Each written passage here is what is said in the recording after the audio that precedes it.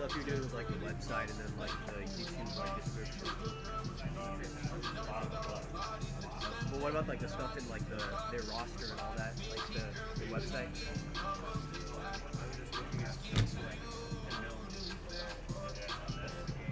It's like usually just like I usually just like copy and paste whatever. ICCID. Turn it off.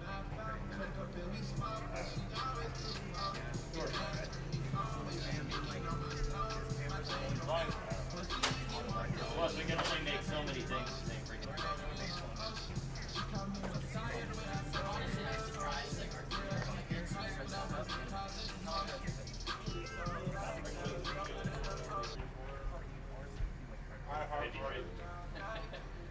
Hard is 1970.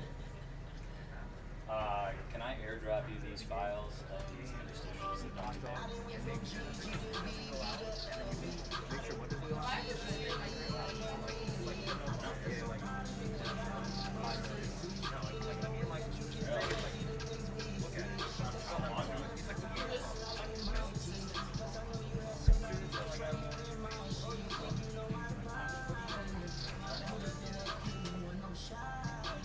Do they have this tomorrow? Someone working it?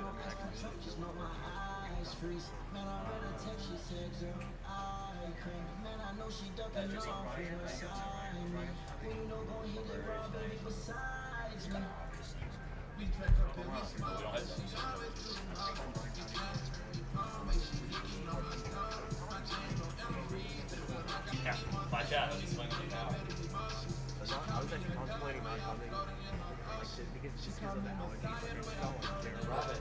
You're right. I was like feeling like tired last night.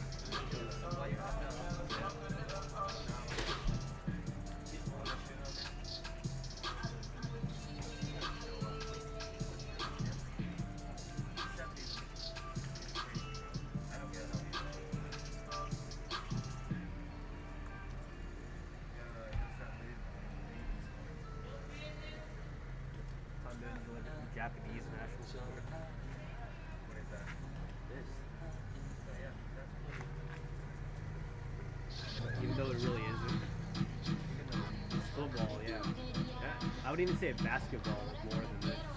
But I like the trap. The what? I like the trap. I think more people want baseball. Maybe. I think they're more fair. It's because it has a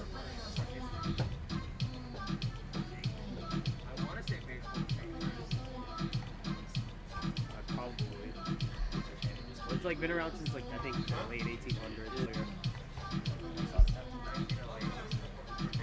1908? I thought it was earlier. Well, I guess wow. The first college football game was 1869. Okay, that actually makes sense.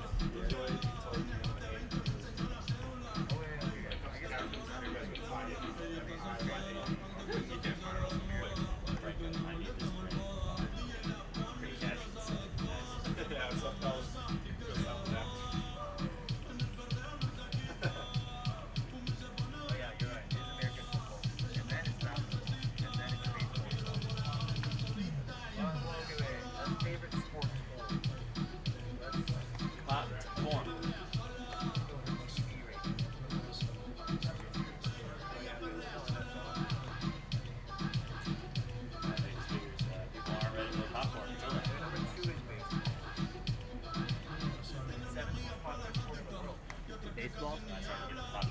That's because, like, I mean, America plays it, Japan plays it, I think Cuba plays it, Puerto Rico. In the world, yeah.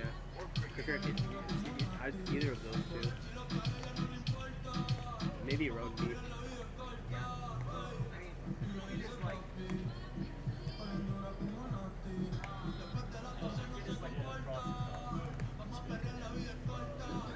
But, like,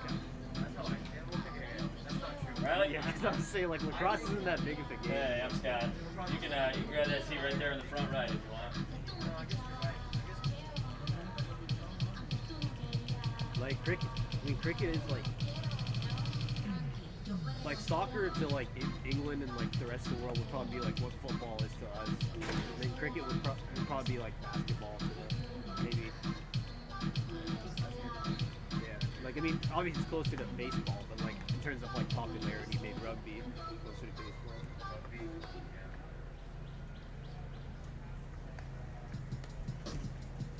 And then tennis, maybe.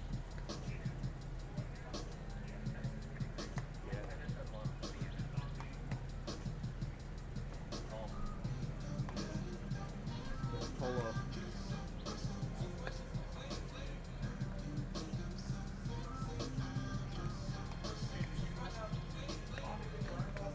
You did? Boxing. Boxing, I think, like, used to be really big, like, from, I think, till, like, maybe the 60s, and, like, it kind of, like, dwindled a bit. Hang out a little bit, and then it walked in. Yeah, yeah. I was like, we nagged it. How bad they played it.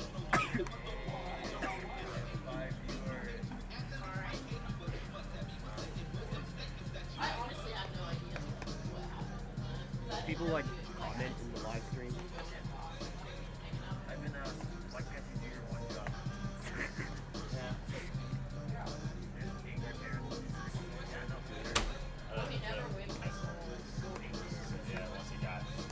Wait. When they say why can't you do? What are you talking about? You were the baseball players. But like, yeah, it's like, I mean, like what job is it? Like, if you just like. Obviously it did. Like edited and all that stuff. Oh, yeah, that's your job, I'm sure.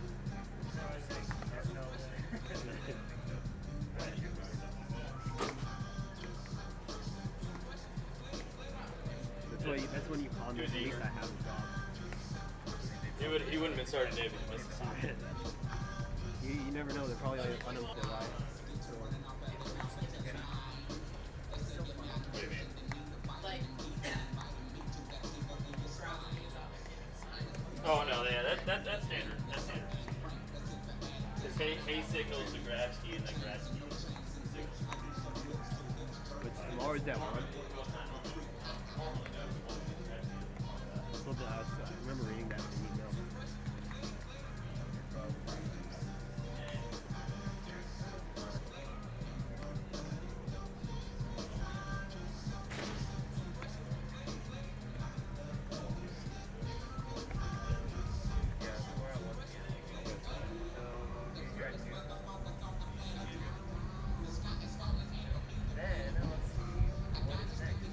Wasn't there one on Monday? Or was it?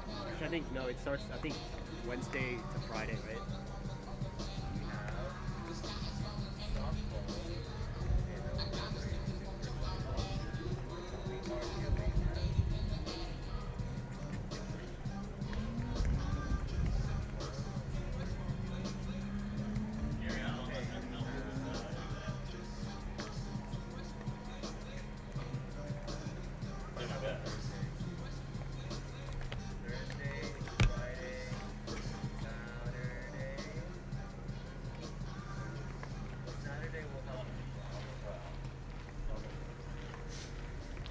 That's like the long cross game, right? You went to bars. Yeah, like you use the take ball. It's been so. I think the last time I did a women's last game was like in Gator Vision. That was like huge Gator 2019. And like a couple of his buddies played baseball. I can't even hear what you said. He went all night. Yeah. Like, see, I don't remember if it was long or not. Like the game. Well, cause like no, cause Heat said like women's lax is like usually takes very long.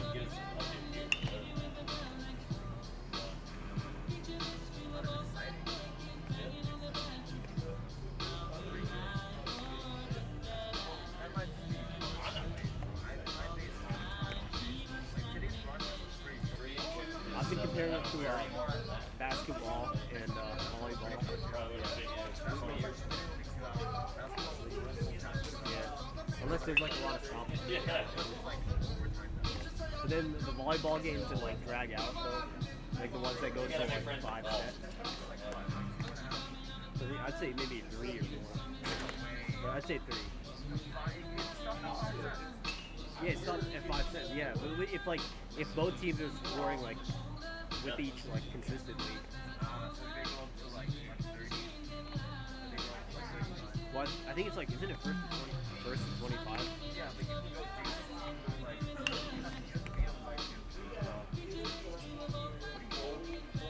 Well, no, because so like take UF for example, like UF and JU are playing. UF scores 1, then JU scores 1, then UF scores 1, and drags out to like yeah.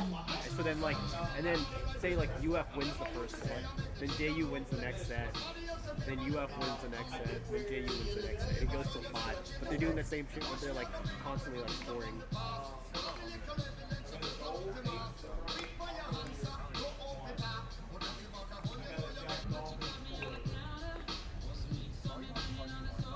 What? Yeah.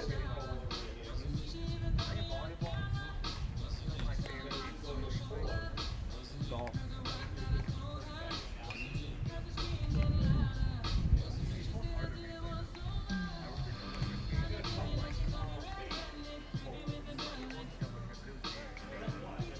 So you didn't work it. You worked it? That's all I've got.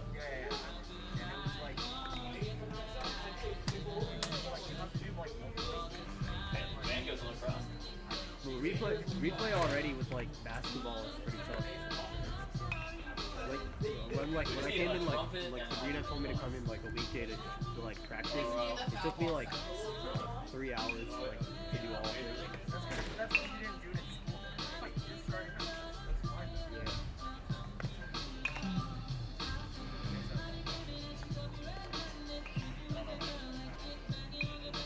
And games, who's What else do you want me to say?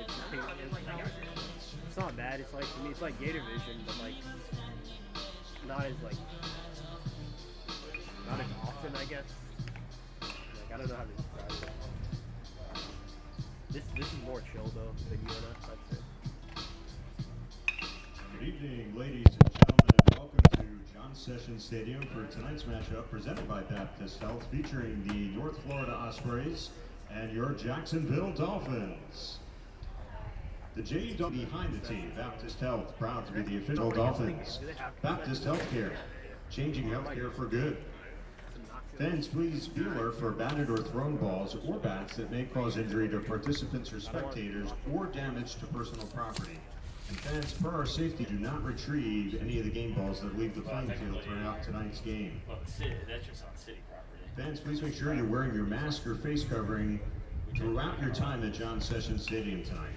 Also, please make sure you're adhering to social distancing protocols. We appreciate your attention and consideration to this matter.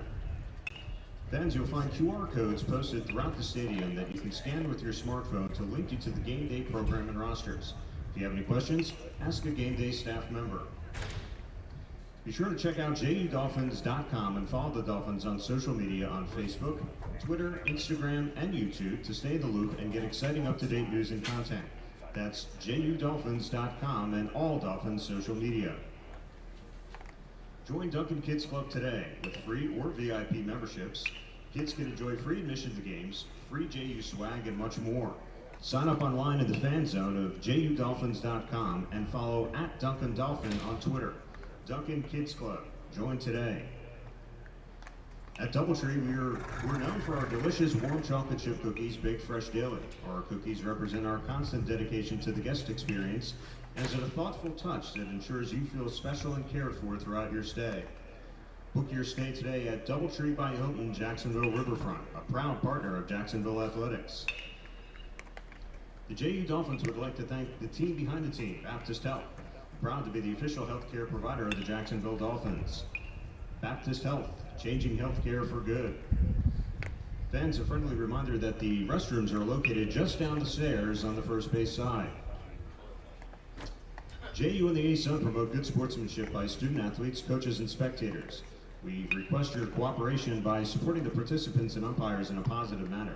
Profanity, racial or sexist comments, or any other intimidating actions will not be tolerated and are grounds for removal from the site of competition. Thank you. for your cooperation.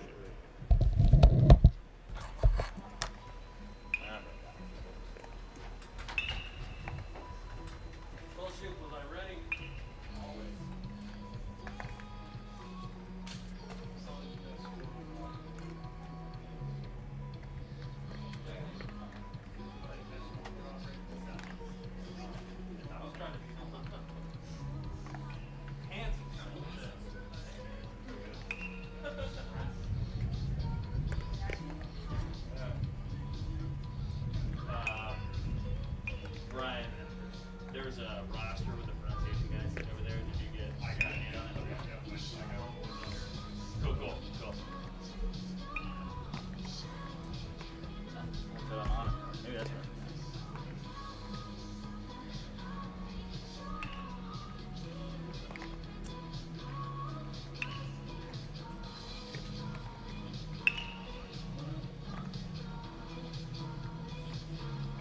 Pronounced Rhode Island. Yeah, he did a nice job of that one. We have one, but you don't look at ours. You don't have to look at ours because like it's ours. I'm proud of ours. I think the best person to write a phonetic pronunciation guide is correct.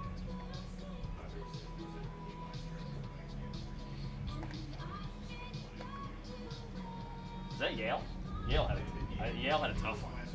Yeah. That's right, yeah. I remember they had some tough ones. Lost in the other elements of that game, what transpired after. Toughest names of the year.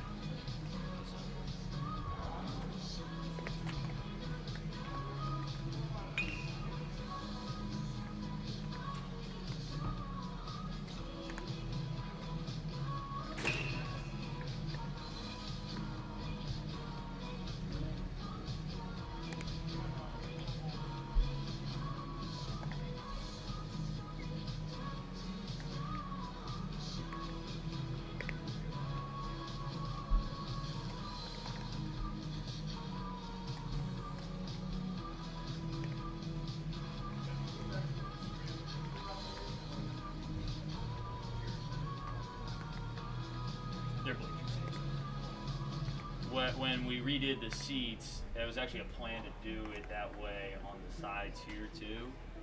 It's basically an accessibility deal because exactly. To have a space for people to be able to sit.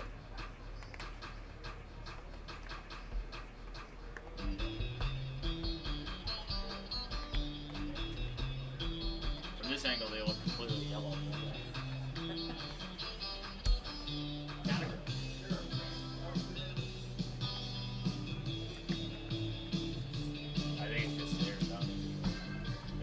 Up to these, and like for wheelchair seating, we have that down here on this side.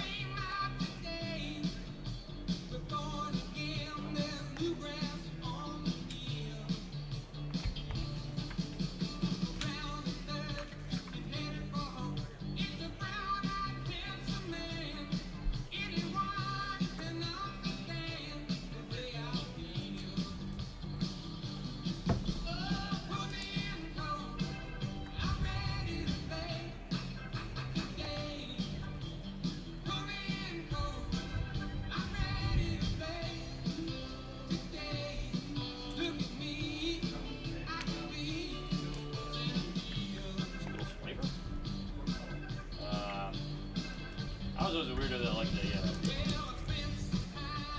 They changed the green ones, right? They're not lime. I think they're apple now. Aren't they apple? Yeah, they used to be lime. Whatever. I had so many skills as a kid.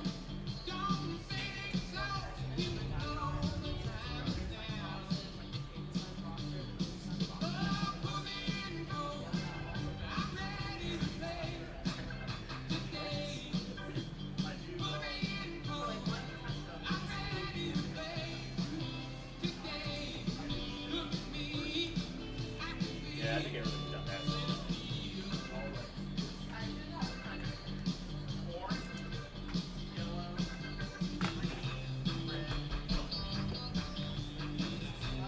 Yeah, orange is definitely the worst.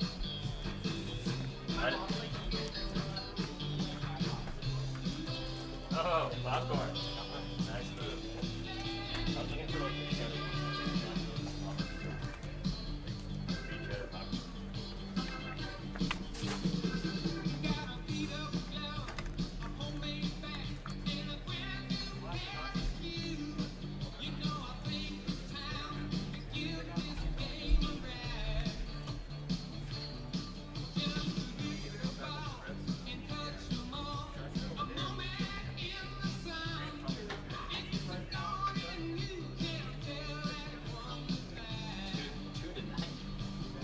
Be here to one. Be here to one did not come to mind. Then I'd be here till 3.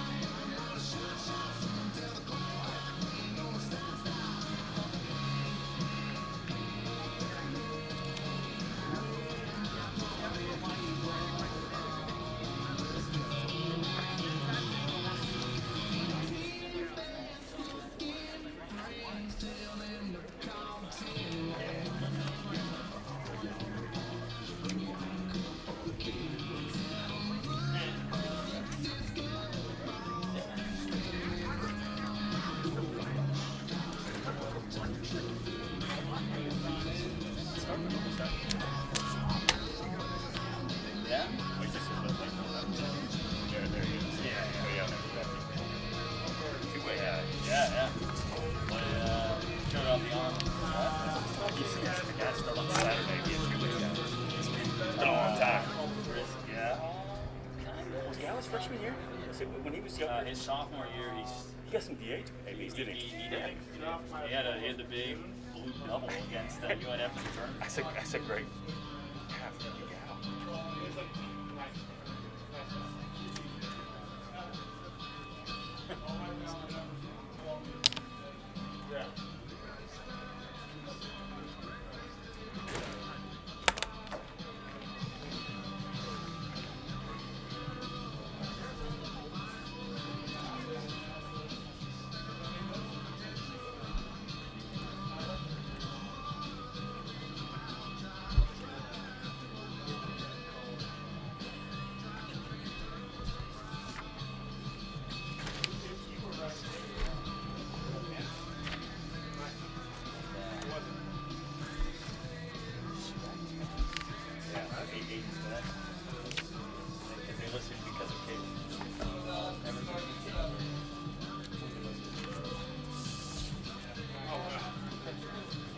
gal.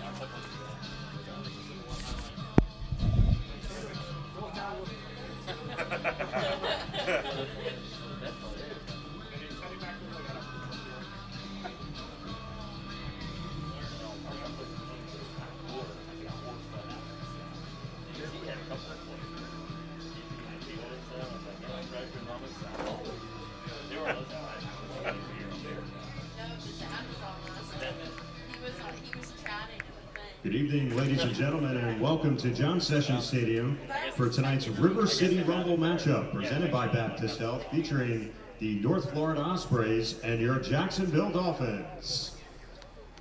Let's meet the starters for tonight's game presented by Baptist Health and JOI. First, for the visiting Ospreys, leading off the shortstop, number 13, Abraham Sequeira. Batting second, the left fielder, number 15, Grant Brody. Batting third, the catcher, number 28, Alex Cashler. Batting fourth, the designated hitter, number 25, Trey Spratling Williams. Batting fifth, the center fielder, number 11, Blake Maribel. Batting sixth, the second baseman, number 3, Aiden Sweat. Batting seventh, the first baseman, number 7, Ricky Presno. Batting eighth, the right fielder, number 38, Justin Holmes. And batting ninth, the third baseman, number 33, Isaiah Byers. On the mound for the Ospreys is number 10, Austin Bogart. The Ospreys are led by head coach Tim Harrington. He's assisted by Andrew Hannon, Tommy Boss, and Kyle Brooks. And now the starting lineups for your Jacksonville Dolphins. Leading off the left fielder, number 23, Blake DeLameler. Batting second, the center fielder, number 4, Ruben Samayan. Batting third, the shortstop, number 2, Dakota Jalila. Batting fourth, the right fielder, number 24, Duncan Hunter. Batting fifth, the first baseman, number 8, Christian Coytel. Batting sixth, the designated hitter, number 7, Stephen Moffitt. Batting seventh, the catcher, number 18, Corey Heffron. Batting eighth, the third baseman, number 17, Jackson Grabsky. And batting ninth, the second baseman, number 22, Jesus Pacheco. On the mound for the Dolphins tonight is number 15, Mason Adams. The Dolphins are led by head coach Chris Hayes. He's assisted by Jerry Edwards, Brad Wilkerson, Brandon Bednar, Director of Baseball Operations Chris Rodriguez, and athletic trainer Bo Owens.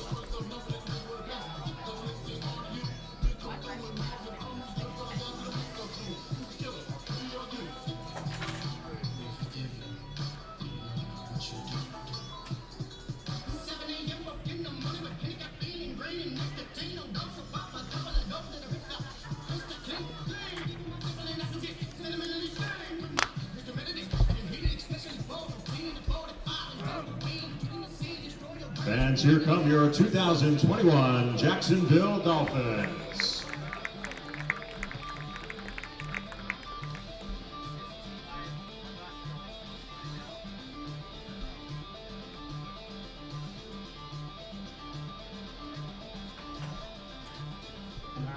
Ladies and gentlemen, please rise and remove your hats as we honor America with the playing of our national anthem.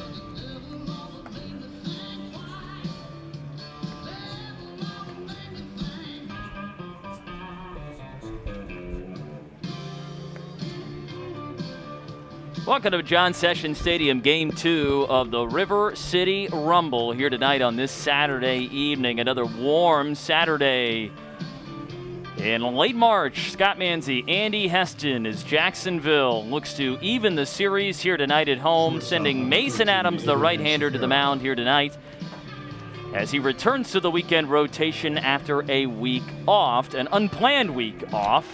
4-game suspension served is due to his ejection, which I shall say was unwarranted at the University of Florida 2 Sundays ago.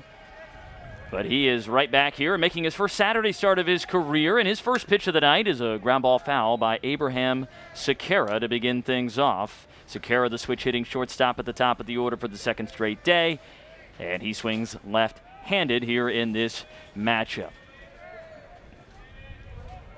Sequeira got things started off the right way last night with a leadoff base hit, part of 3 in a row as the 0-1 pitch misses high and outside. To start the game, North Florida took an early lead last night, Andy, and never looked back. Yeah, I mean, they got some balls up and put some balls in play that, Jacksonville just wasn't able to do, especially with 2 outs, so they got rewarded for it. 1-1 pitch, runs it in on the hands and locates for a strike. 1 ball, 2 strikes to Sequeira.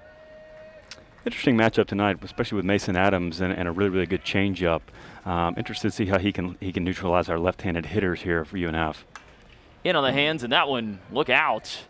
Came rocketing foul into the Jacksonville dugout, right in between head coach Chris Hayes and assistant coach Brad Wilkerson, who both went ducking out of the way. And what North Florida, part of what they did so well last night, fouled off a lot of pitches and saw a lot of pitches. Another one, too.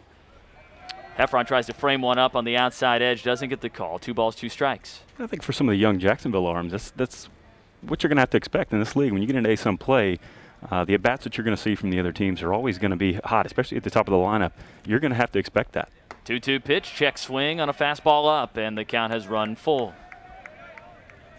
One of the things that I think Adams has done well this year, particularly at the top of the lineup, is just pound the zone, especially to left-handed hitters who, have hit for high average, who spray the ball all over the place. He's used his sinker, he's used his slider, he's used his changeup, everything effectively to get the ball down. Payoff pitch, popped up, foul territory, getting into the seats. So Sequeira has seen 7 pitches here in this at-bat. We ask that you do not retrieve any of the game balls. And he is starting this one off the way a lot of these hitters last night did as well.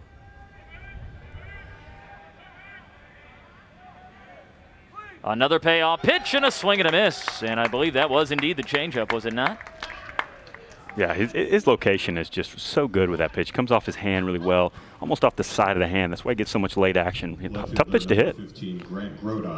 First strikeout of the night for Mason Adams. It is his 14th of the year. As opposed to a couple other guys in this rotation, he is not a high strikeout guy per se, but he avoids hard contact with the best of them. His first pitch to Grodai is lifted in the air down the left field line, and it's fouled by a few feet into the corner.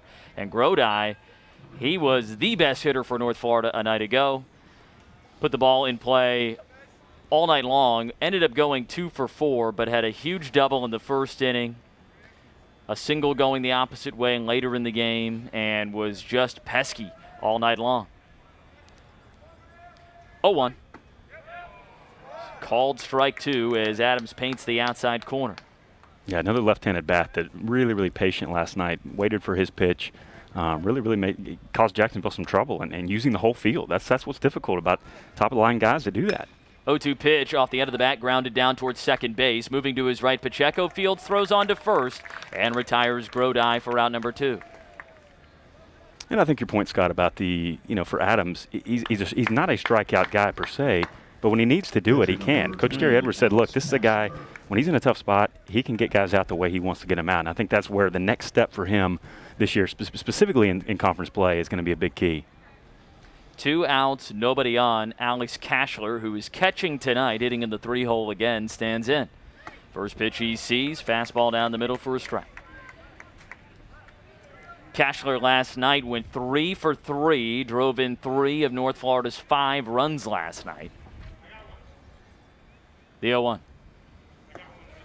Fastball misses low. I think that's a good sign as well for Adams. When he's attacking inside to righties, When we're talking about forcing action early in the count, that sinker inside is something he can get guys in first pitch, second pitch of the bat and get out of there. 1-1.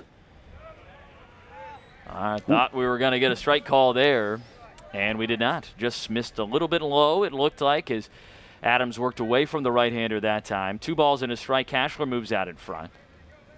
Open stance from the right side for the big bopping catcher here tonight, who is batting .348 coming into the game. A swing and a miss, and it evens at 2.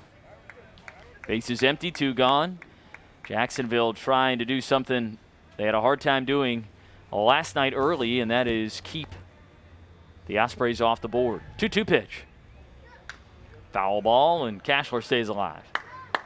For a guy that lives down in the zone, Mason Adams is a guy who can get the ball up, just under the hand, just like that pitch there. Didn't get it exactly up where he wanted to be, but a guy that can pitch up in the zone a little bit. Not known for being down the zone, but he's pitched effectively up there too. Another 2-2. And a breaking ball called, strike 3 on the outside edge. A pair of strikeouts for Adams to bookend the first inning as he sits down the Ospreys in order in the top of the first. First wraps up coming for Jacksonville. Blake DeLamiler leads it off for the Dolphins when we return. From Van Wagner, this is the Jacksonville Dolphins Sports Network. Sign up online to the fan zone of JUDolphins.com and follow @DuncanDolphin on Twitter. Duncan Kids Clubs. Join today. We don't get JU. That's right.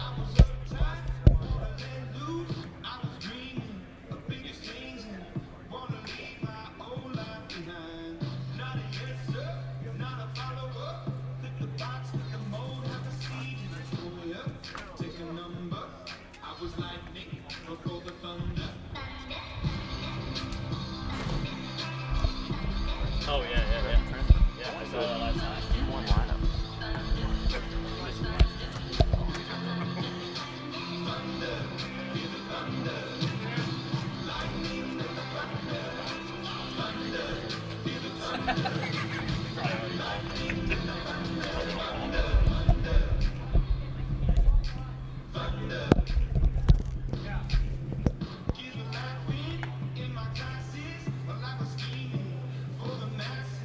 Bottom of the first, Jacksonville coming to the plate for the first time tonight, working off the left-hander Austin Bogart tonight. Bogart, not only familiar because he was in the lineup last night, he started in the outfield for the Ospreys a night ago, but also familiar because he's an ASUN lifer. He played multiple years at Stetson prior to transferring to North Florida, and as a graduate student, getting a chance to both pitch and play outfield here now for the Ospreys.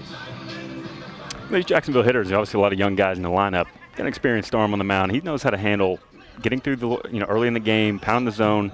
These guys are going to have to come after him. Fourth start of the year for Bogart, 17 innings pitched to this point. He has allowed 20 hits, but only 8 runs, 7 earned, 9 strikeouts, 5 walks. Opponents hitting .294 off of him. His ERA sits at .371. Coming into this game, and for the first time in his Jacksonville career, Blake DeLamiler leads things off in a lineup. And the freshman takes first pitch off speed for a strike. DeLamiler, who moved up to the 2-hole on Sunday and responded with a couple of hits in Orlando, swings and misses at an 0-1 sinking fastball, and he's behind 0-2. Last night went 1 for 4. And today, with the lefty on the mound, he moves up to hit leadoff as Coach Hayes is elected to kind of flip-flop his lefty bats in the order. The 0-2. Spoiled out of play to the right side. And that's what has really impressed me the most about DeLamiler early is, yeah, sure, he'll fall behind in counts or whatever. He's not an easy out. No. Yeah, and that's the thing. He can hit from any count. He can hit in any position in the order. He can hit lefties. He can hit righties. There's not many young guys that can come into the ASUN and do that. Another 0-2, breaking ball, and he struck out looking. That's a really nice curveball in the inner half, and Bogart sits down DeLamiler, so maybe I jinxed the guy, but he heads back to the dugout as the first out of the inning, and here comes Ruben Samayan. Not much you can do about that one.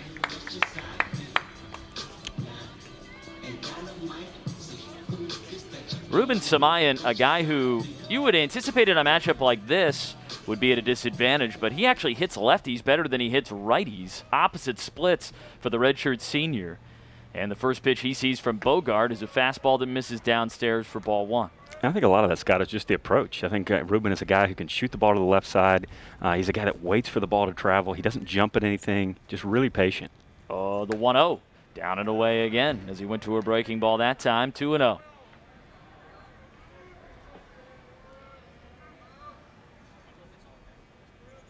Bogart kicks and deals, 2-0 pitch, and there goes Samayan the other way, hanging in the air. Grodi on the run, and he lays out and makes the catch in left field.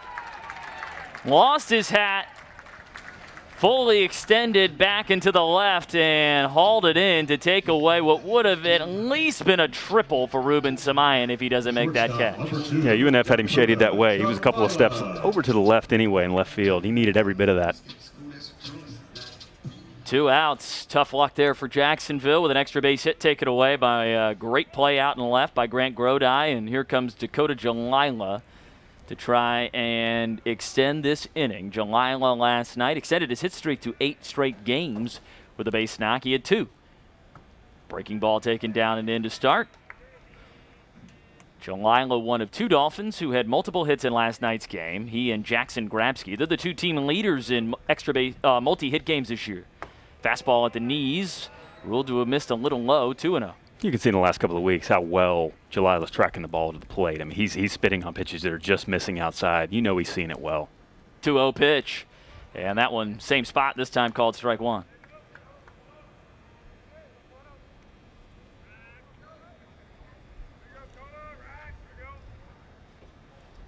Bogart kicks and fires, and Jalila watches a 3rd straight pitch in that same exact location right at the bottom of the zone, and this one called strike 2. I think we're seeing the strikes called down tonight. It's just the left and the right that hasn't been quite set yet. 2-2 pitch. Breaking ball, bounce back up the middle. Sakara charging in on it from short, throws from in front of the bag at second base, and rockets in time for out number 3. So the first inning, both teams going down in order. We head to the second scoreless game so far between Jacksonville, North Florida, River City Rumble Game 2 here from John Sessions Stadium. From Van Wagner, this is the Jacksonville Dolphin Sports Network.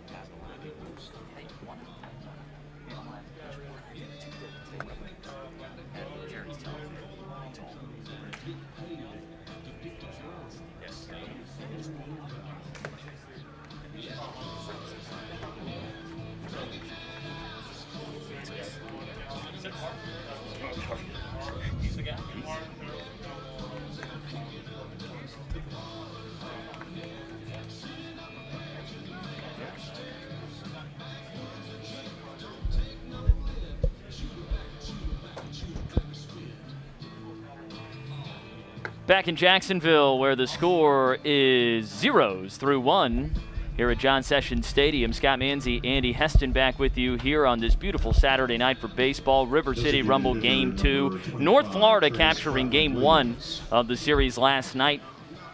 The ASUN opener for both squads, 5-3 victory for the Ospreys, who took a 2-0 lead in the first and never looked back. Jacksonville got it as close as 1 a couple of times after that, but were never able to get over that hump. Yeah, I think it was an old school battle last night. Coach Hayes said it well, you know, just a well-played game, and difference between one team executing with guys in scoring position. First pitch in there for a strike. Stray Spratling-Williams fouls it off of Corey Heffron, caught a piece of him, and Heff is out there walking it off. Good courtesy there by her. Yeah, he might be feeling that one a little bit. Put the mitt in front of the mouth, too, and may have dropped a choice word or two. Of course, he got a little nicked up last night as well, did Heffron. They sent the trainer out to check on him as he went in a little bit slow to second base at one point in the mid part of the game. And he just indicated, I think that one got him right inside of the shin guard on the left leg. And Heffron's had a few bullets in his career. I believe his career started about 2003, I think. So he's had a few over the years. 0-1 pitch to Spratling Williams, misses outside. The big left-handed swinging designated hitter, Trey Spratling Williams, grounded into a pair of double plays last night, also drove in a run on an opposite field double. The 1-1 from Adams. And he shoots this one the other way. DeLamellar a couple of steps in and makes the catch for out number 1. You know, what's interesting, part of what is interesting, a lot of things interesting about Blake DeLamellar, a young guy, but he's really raw. Like, they're trying to kind of hone him into a baseball player from an athlete. He played infield in high school at Bartram Trail, worked in the infield in the fall and the outfield. You know, Grabsky, credit him, Jackson Grabsky's really grabbed a hold of that spot at third, which opened up a spot in the outfield as the first pitch is called strike on the inner half to Blake Maribel. But you could tell out there he's still getting used to track and fly balls in the outfield. Oh, yeah, he's a special athlete, but he hasn't found that spot yet. But, hey, when you're that kind of bat, you're going to find a way in the lineup. They'll find a place for him. 0-1 tipped into the mitt of Heffron, who hangs on. It's 0-2 quickly on Maribel, who had his reach base safely streak snapped last night. It had gotten as high as 24 dating back to last year. 0-2 pitch, fastball upstairs, and Maribel lays off. And more of the same from Adams tonight. Around the zone, purposeful balls, you know, not missing by a lot when, you know, 0-2, 1-2 gets there. 1-2 pitch. Swung on and missed. That one dived straight down out of the zone. Maribel with a strikeout.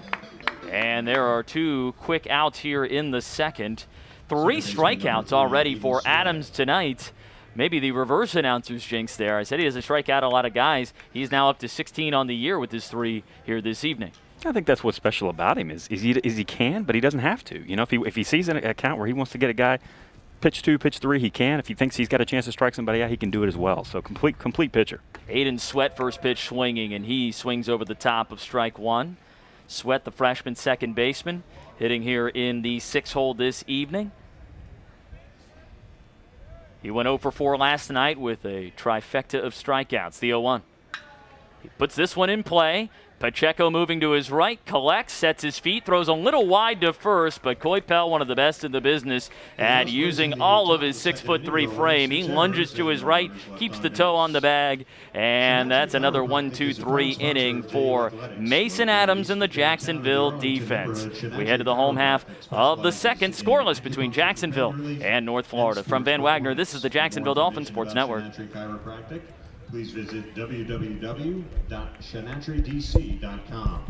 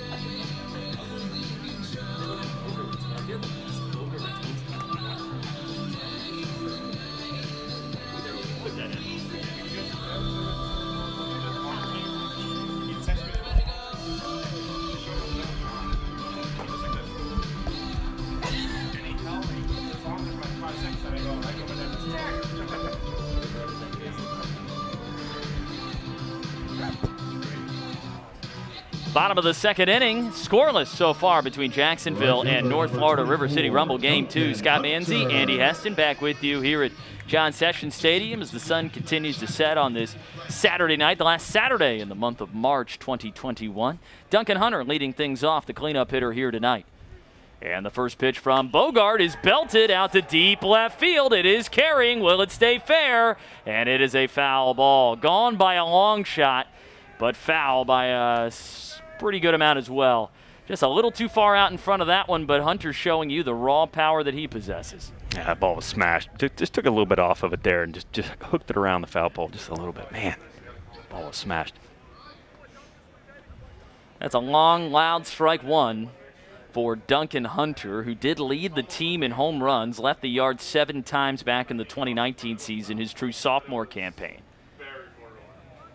The 0-1. Fastball grounded off the end of the bat, foul to the left side. 0-2. I think recently, Scott, you're starting to see some of the aggressiveness come back from early in his career. I think we've seen Hunter a little bit hesitant at times, or not really wanting to pull the trigger. He's a guy that has the tools, obviously. You look at him, he can definitely swing it. Bat speed's there. A lot of it, I think, is just mental for him. The 0-2 from Bogart. And that is slapped down towards short. Sekera lunging into the dirt to his left, but he cannot stop it. And Hunter with a leadoff single here to start the second. Using more of the middle of the field as well. I think that's where we've seen him, really build up his average a little bit, is just using the middle and just taking it that way. And Sekera, I believe it shifted a little further toward the hole after those first 2 pitches were yanked foul to the left side.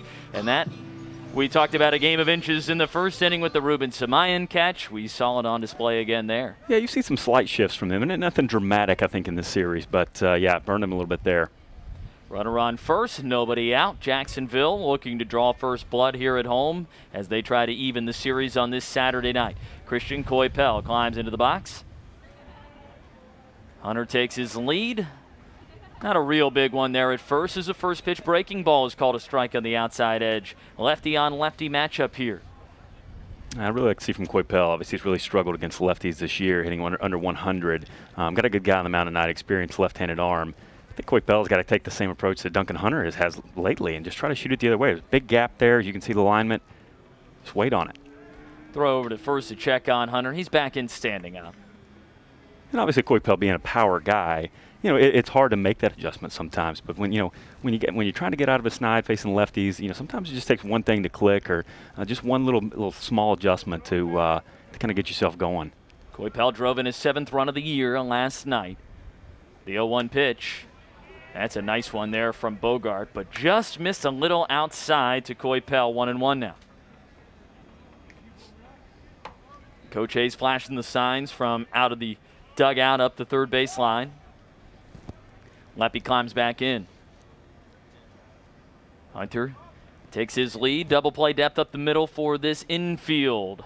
1-1 pitch, another breaking ball outside, and Coypel checks his swing, but the home plate umpire says he went around. Now that's kind of a 50-50 sometimes, where you kind of drop the bat and sometimes the umpires will give that to you, say no, you didn't offer, and other times they'll say nope, the wrist broke on that. Yeah, I feel like sometimes it's flip the coin at the college level. We're not seeing anything consistent on that call. Now the 1-2. And Bogart tries to paint the outside corner, just misses away. 2 balls, 2 strikes. One of the things I've been impressed with Bogart so far, just really, really tight spin on that slider. Everything looking on the plate outside, ball just dipping off the plate at the last minute. Really tantalizing a lot of these hitters to go for pitches they don't want to go for. The 2-2. Ran it inside on Coypel this time. First time he has come in on him, and he misses in just by a little bit. Full count. And we're not seeing a lot off the plate here. It's Last night didn't see much called at the bottom of the zone. Seeing a lot more of that here tonight. Yeah, but that left to right, it is not being given. See if it benefits these hitters as the night goes along. Runner on first, nobody out, payoff pitch. Hunter takes off as the pitch is fouled over our heads in the press box, and we'll do it again. That was the one right there. Just missed that pitch. Don't know if he saw it and, maybe expecting some breaking ball there. That's the pitch Coypel is and he's waiting on taking care of, because that's the one versus lefties that, it's not just been the breaking balls. Sometimes when lefties are on the snide against lefties, it's usually the breaking ball, but sometimes it's the fastball as well. Bogart sets again. Another payoff pitch coming to Christian Coypel with a runner at first and nobody out. He deals. Breaking ball. That is ripped down the line. A fair ball. Rolling into the corner. Hunter was on the move, so he is waved around third. The throw from Holmes, and no throw to the plate. An RBI double for Christian Coypel. Back-to-back games he has driven in the first run of the game for Jacksonville, and tonight it puts the Dolphins in front 1-0. Well, he finally got his breaking ball. That was the one he was looking for. That's probably the first one, bat one that's Bogart's thrown, a little up in the zone. Coypel just deposits down the right field line. Good bit of hitting for Christian Coypel after falling behind early. And Jacksonville has its first lead of the weekend, and Stephen Moffitt, tonight's designated hitter, climbs in. Still nobody out here in the second inning, and Jacksonville has to find a way to put a crooked number on the board here. Runner in scoring position. Moffitt starting his 4th game of the year, all a designated hitter. First pitch he sees and a big hack, and he fouls it straight back into the netting. Yeah, I think the coaching staff is we're talking about the lefty-righty matchups. I think Moffitt has hit lefties really well in his career. I think that's probably why we're seeing him here in this spot tonight. 2 former Stetson guys going head-to-head here. Stevie didn't really play before transferring out, but Bogart, 3-year player for Stetson. Ground ball deep into the hole at short. Backhanded by Sakara. Coypel took off and is thrown out at third. And that is a freshman mistake by a veteran guy. Ball hit in front, and he didn't even break initially. He took off after Sakara got to it. Number 18, Corey F. Yeah, strange play. Yeah. May have been better off just putting the foot in the ground to see if he could get a rundown going and maybe get a situation where Moffitt can try and advance or something like that. But, I mean, he looked at a guy who had a ball and ran right into him from 10, 15 feet away. So there's the first out of the inning and an unforced error for Jacksonville. Moffitt now at first base, and here is Corey Heffron.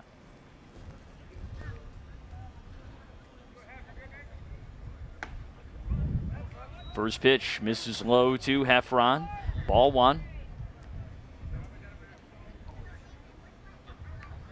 I think Heffron's another guy who traditionally with left-handers has been able to shoot it through that right side. When we get guys with guys at first base and that hole opens up on the right side, that's Heffron's game. The 1-0. Painting the outside corner, Bogart evens the count at 1 apiece. We'll see if they do try to execute. That would have been a good pitch to try it on. Absolutely. Now Bogart has, he's thrown into some righties already tonight, and he's comfortable doing it.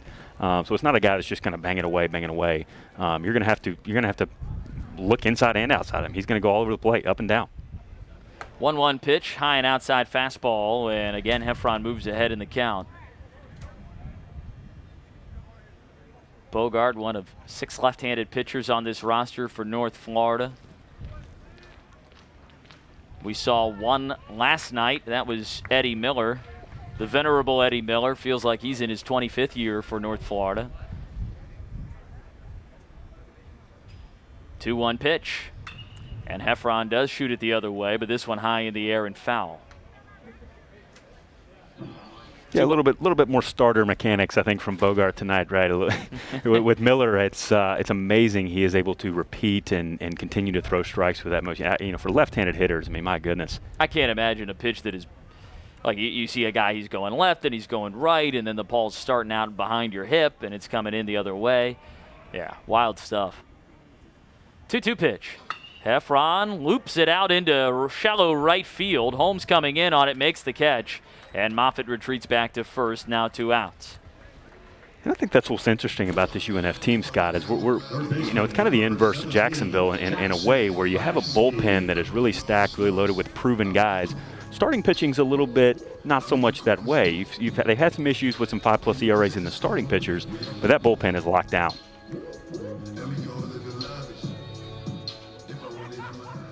So it's up to Jackson Grabsky to try and put that crooked number on the board, or at least extend this inning. He stands in with 2 outs and a runner at first, and the first pitch he sees, fastball at the letters, called a strike. Grabsky last night, 2 base knocks. He went 2 for 4 on the evening. Struck out a pair of times as well. Second on the team in batting average, just a hair under 300 again, 297. Delamaler leading the team with a 345 average. The 0-1 does not come home, instead goes over to first. Fresno applies a little half-hearted tag onto his number 7 clad counterpart at first base, Moffitt, who's back in standing up. He was no more than a step and a half off the bag. Grabsky's another guy where Coach Hayes, I think, is already comfortable going hit and run here. I'd be interested to see if they put it on. 0-1 pitch. Grabski with a high fly ball into shallow right field. Again, Holmes coming in, settles underneath, and has it for the final out of the inning. So Jacksonville gets on the board, but misses an opportunity to make it a bigger inning. It's 1-0. Dolphins lead it after 2 from Van Wagner. This is the Jacksonville Dolphins Sports Network. Sign up for our own JU Baseball Youth Summer Camps, where your child will receive instruction from our very own coaches and players. More information can be found on collegebaseballcamps.com/JU. Look forward to seeing you this summer.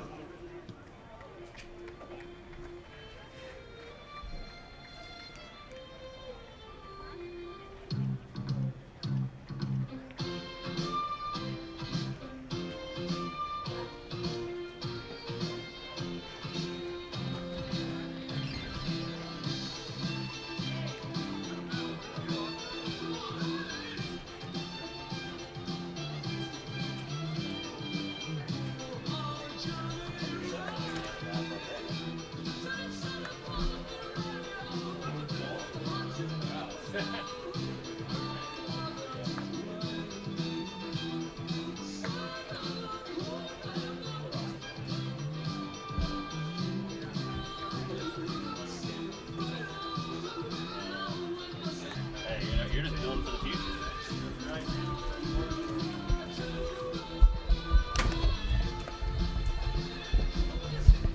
Mason Adams back to the mound now, working with a lead. We head to the third here on this 1-0. Jacksonville on top. Scott Manzi joined by Andy Heston here tonight. Glad you all could join us. Good crowd on hand again for the second night in a row at John Sessions Stadium. Socially distanced throughout the place, but you always figure when Jacksonville and North Florida get together, it's not a hard drive for most folks to make it to either Harmon Stadium on the campus of the University of North Florida or John Sessions Stadium here at JU. Yeah, good to see fans travel from relatively close distances. Got a lot of guys from the Northeast Florida region. A lot of ties to this local area. It's great to see.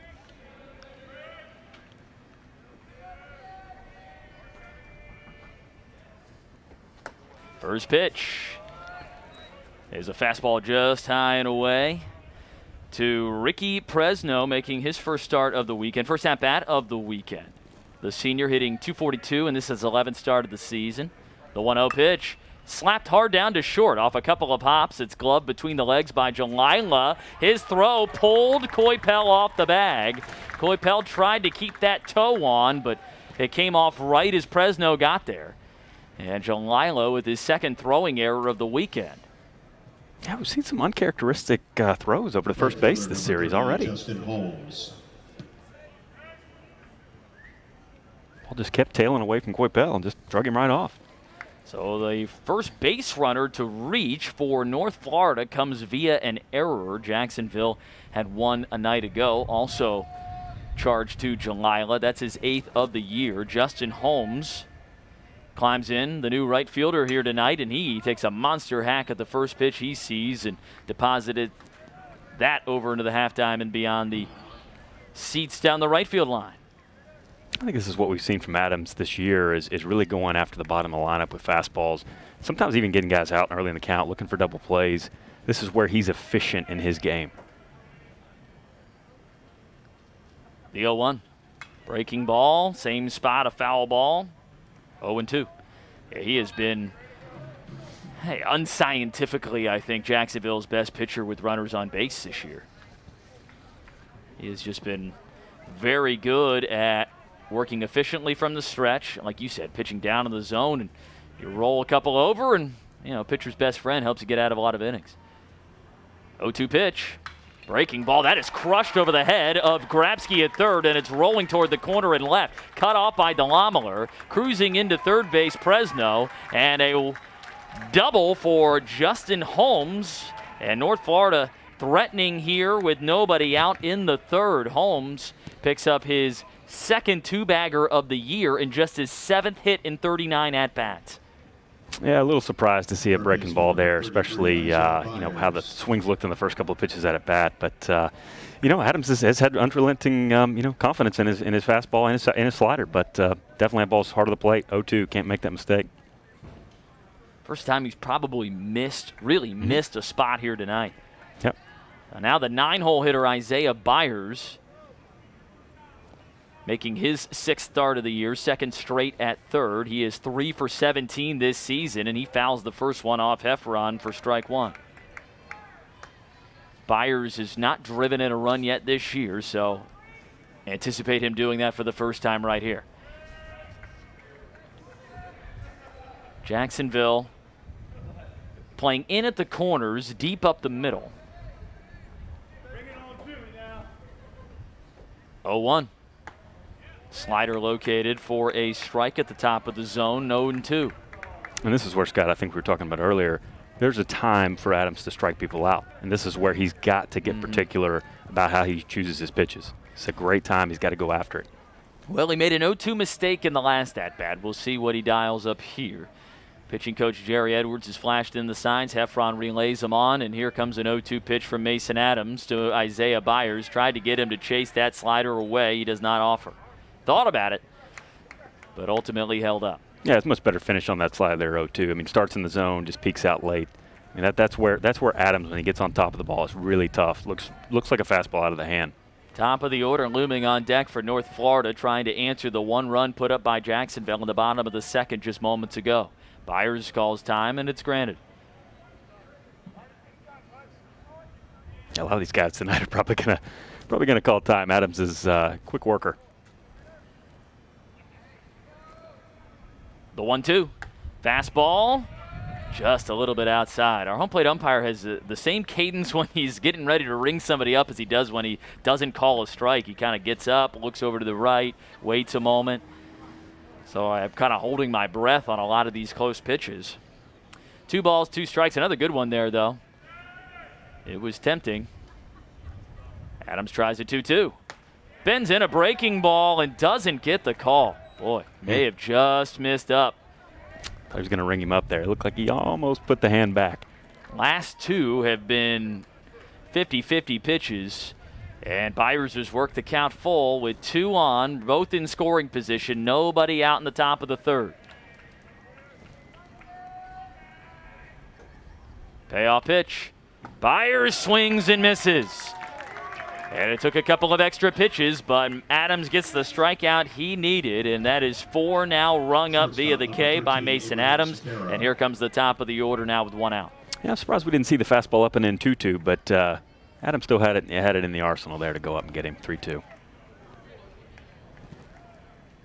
Abraham Sequeira, strikeout victim his first time up. The switch hitter batting left-handed with runners at 2nd and 3rd and 1 out. Jacksonville leading 1-0 in the top of the 3rd.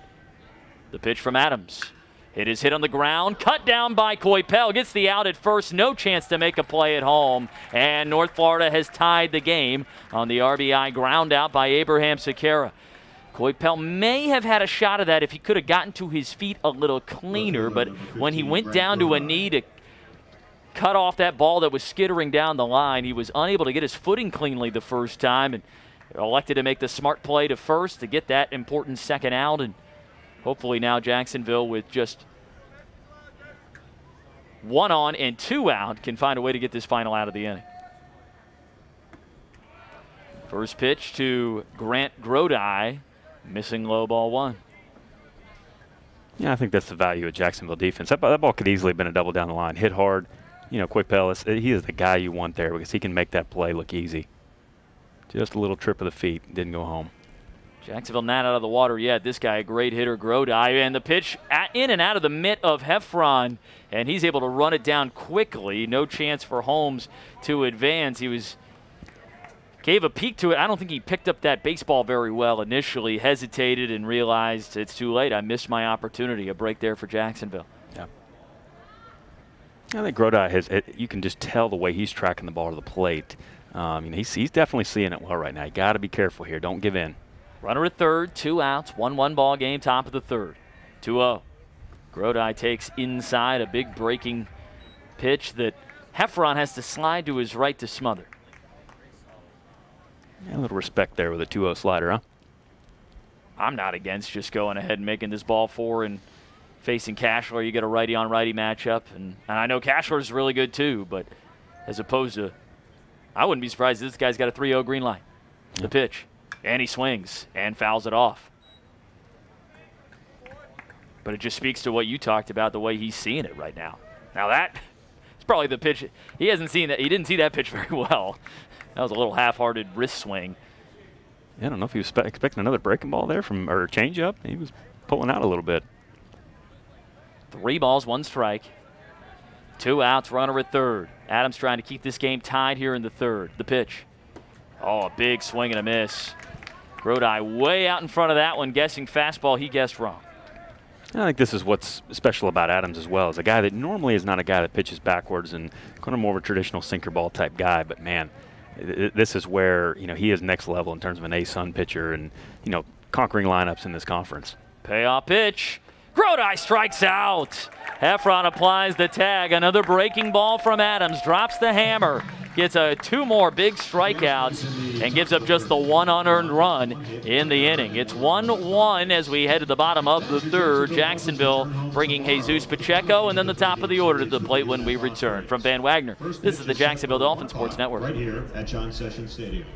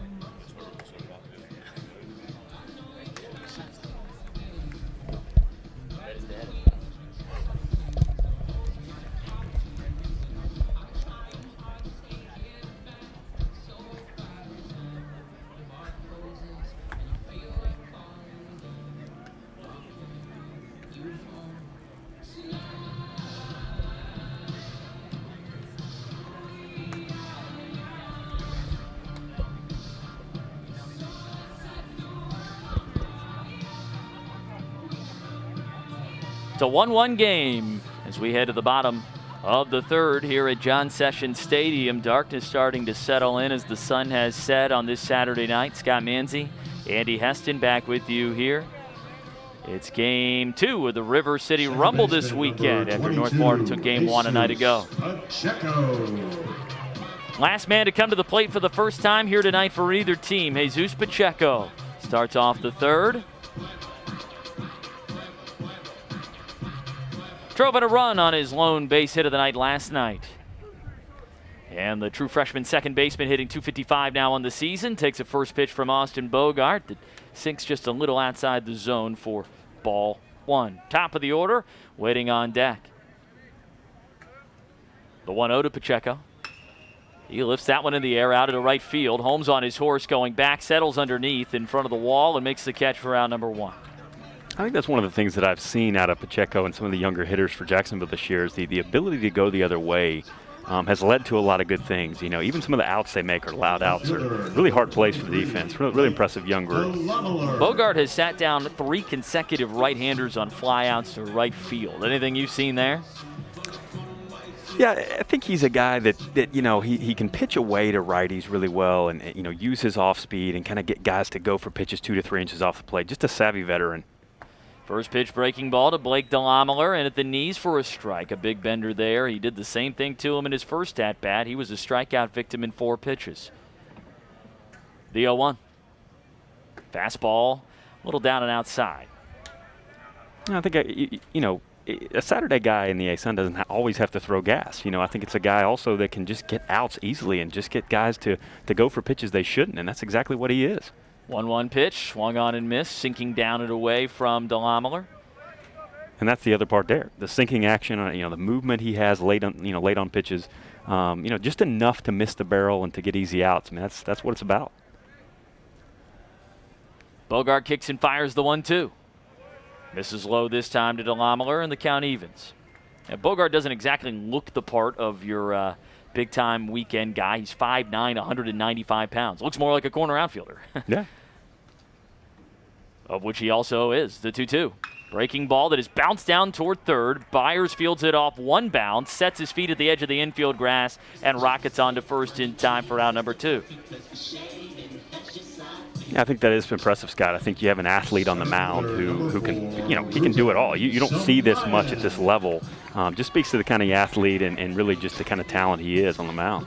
Yeah, we were talking before the game. Last two-way guy you saw start of the weekend in conference play, and I brought up the name Chris Gow a couple of years ago. Now, by the time he had moved into the weekend rotation, he had forfeited a lot of those two-way duties to focus more on pitching. As the first pitch to Ruben Samayan is a fastball that may have just missed a little bit outside for ball one. Yeah, just the preparation at this level, to do that is just, unbelievable feat, really.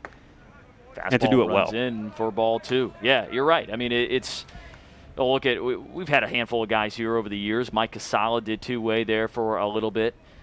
We saw Chris Gow, of course, 2-0 pitch here in there for a strike. Alex McRae, who is now in the majors with the Chicago White Sox organization. He was a two-way guy during his time here. 2-1 pitch. Breaking ball that is poked back up the middle, and Sweat can't field it cleanly, charging to his right. He kicks into shallow center field. Samayan holds up at first, and he has his first hit of the night, and the inning continues here in the third. And not a bad breaking ball there from Bogart. It's just classic Ruben Samayan taking it up the middle. He's a guy that just, again, the splits. A guy that can really, kind of break those splits and hit over 300 against lefties. Just impressive, AB. Ruben has now reached base safely in every game this year, all 19 that Jacksonville has played. And here comes Dakota Jalilo with a runner on first and 2 outs. Bogart's first pitch. Called a strike on the inside part of the plate to Jalila. I don't think he particularly cared for that call as he steps out of the box for a moment. Yeah, it's a pitcher's pitch. That's really well executed. A little late action coming back. It's the pitch I would like.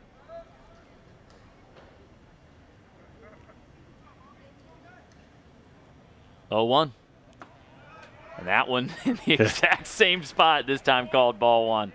Bogart, I'll give him credit because he has hit a couple of spots like that over and over and over again here tonight. It's just been funny to see how the zone has changed on pitches that literally are not. Yeah, maybe a makeup call. Maybe. Could have been.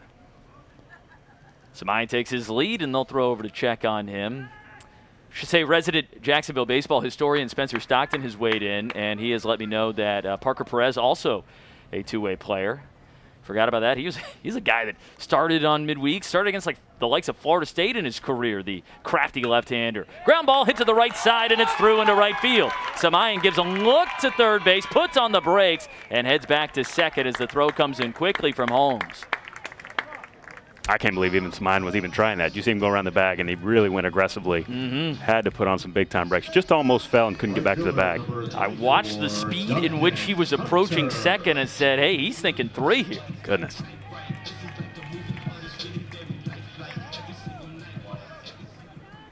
Runners at first and second. Jacksonville with a little bit of a 2-out rally going here. It could become a real one if Duncan Hunter can find a hit, which would be his second of the night. He singled in his first plate appearance back in the second. He came in to score the lone run of the night for the Dolphins so far. First pitch, he sees breaking ball, hit into left field. Samayan rounding third. The throw from Grodi coming to the plate, and it is not fielded by Cashler. It one-hopped off of his chest protector. Samayan slides in safely, and Jacksonville leads 2-1 on the RBI single from Duncan Hunter.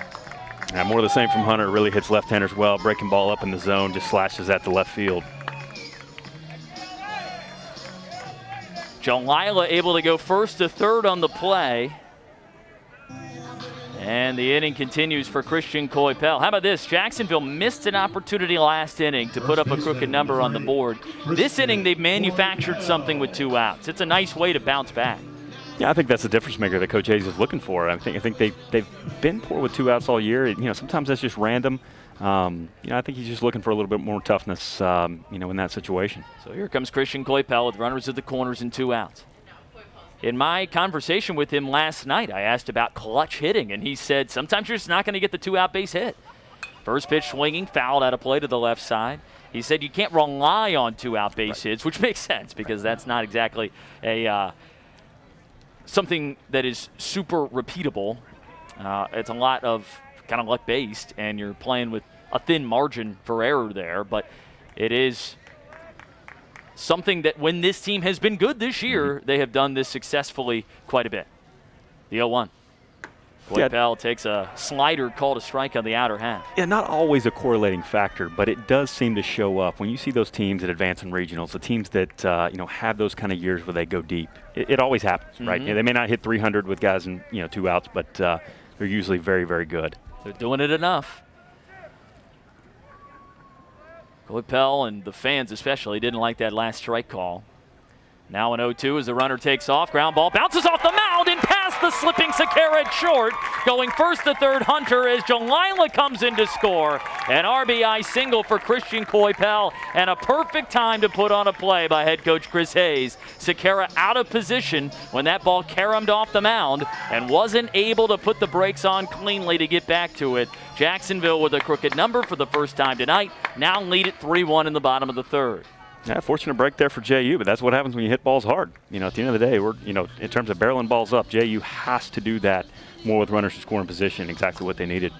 Pitching coach Tommy Boss out to the mound for North Florida to have a chat with his starter Andrew Bogart and Austin Bogart, and the rest of the infield for North Florida. And boy, that's just disheartening for a pitcher. When you come in, you get the first 2 guys, a fly out, kind of a lazy fly out, well struck ground ball, but a nice, right at your third baseman, and then you think you're cruising to another 1-2-3 inning perhaps like you had in the first, and just a little seeing eye single up the middle. You get that goes off the glove of your second baseman who's charging hard to his right, and boom, next thing you know, you get 4 hits in a row, and Jacksonville's got multiple runs up on the board. Yeah, Bogart's executed well tonight for the most part. I think, other than about 3 or 4 pitches that have been up, and Jacksonville's taking advantage of them. That's the difference, I think, in this game compared to last night. Stephen Moffitt reached down a fielder's choice his first time up, and he comes up with an RBI opportunity here. Jacksonville could try and pour it on if Stevie can come up with a hit. Runners at the corners, 2 outs, 3-1 Jacksonville. Bogart after the mound visit, first pitch, and he runs it way down and in on Moffitt.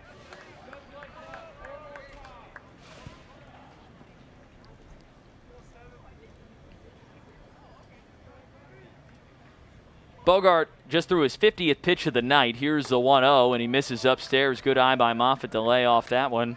It's 2 balls, no strikes to the Jacksonville designated hitter. Dolphins have pushed across 2 this inning.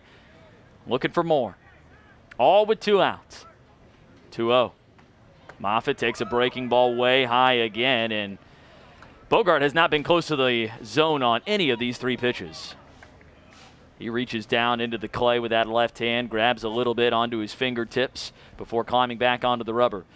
3-0 pitch to Moffitt. Fastball outside, ball 4, and a 4-pitch walk loads the bases. Yeah, mechanically in that at bat there to Moffitt, not really sure Bogart, the front shoulder really flying open. He's getting a little bit stiff out there, or hard to tell. Right-hander starting to get loose in the pen down in right field for North Florida.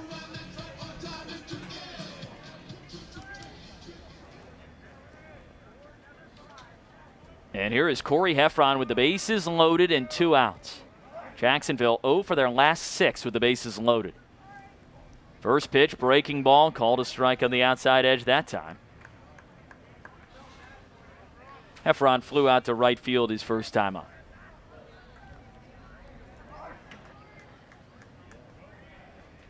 We have gone from the last vestiges of light to darkness here through the course of this bottom of the third inning that has been a long one for Jacksonville. 3-1 pitch, 0-1 pitch and a 3-1 game. Misses low, another breaker to Heffron, and he watched that one all the way into the mid of Cashler. Bases full of Dolphins with Hunter at third, Coypel at second, Moffitt at first, and 2 outs. The 1-1. Fastball way outside. And we're talking about a battle of veterans here. Pitcher to hitter, a lot of college games played between these guys, just looking at the sheet here. Both of them have transferred in their careers. Bogart from Stetson to North Florida. Heffron started his career at Wright State outside of Dayton. Spent a year at Gulf Coast State, now in his 3rd year with the Dolphins. 2-1 pitch, breaker, low. That's ball 3. Heffron has taken off the shin guard, and he's going to have to put that back on now. He tossed the bat, was taken off the shin guard, got a little ahead of himself, and hopefully that doesn't take him out of his rhythm at the plate because he's seeing the pitches well right now from Bogart. 3-1, nowhere to put Heffron. We'll just blame that on the midterms. You would know better than anybody. Here's the 3-1 from Bogart, and Heffron jumps on one, driving it out to center field, but playable for Maribel, who makes an over-the-shoulder catch out in the gap for out number 3. So Jacksonville leaves them loaded, but does push 2 across to retake the lead. It's 3-1 as we head to the 4th. From Van Wagner, this is the Jacksonville Dolphins Sports Network. Dolphins would like to thank the team behind the team. Baptist Health, proud to be the official healthcare provider of the Jacksonville Dolphins. Baptist Health, changing healthcare for good.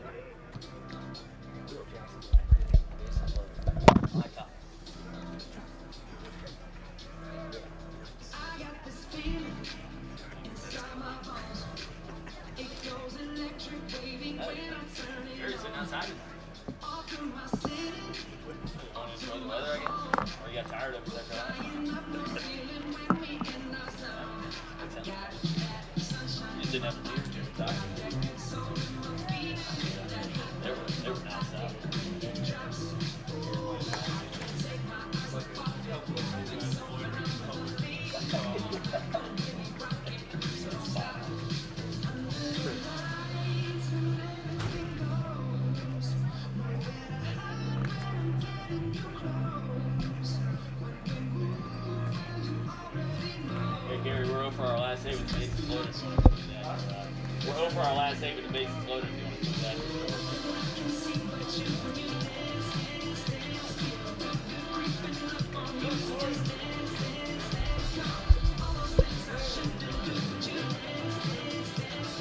3-1, Jacksonville leads it. 3 innings in the books here at John Sessions Stadium. Scott Manzi, Andy Heston on this Saturday night. As Mason Adams, after sitting for a little bit longer there that half inning, comes back out to work with a lead for the 2nd time tonight. That lead evaporated quickly last inning.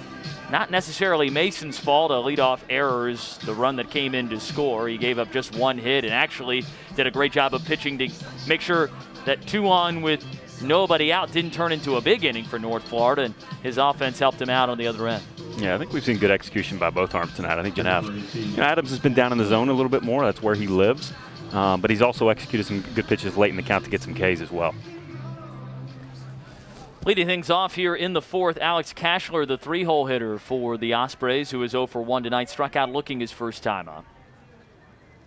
First pitch he sees is a breaking ball in there for a strike.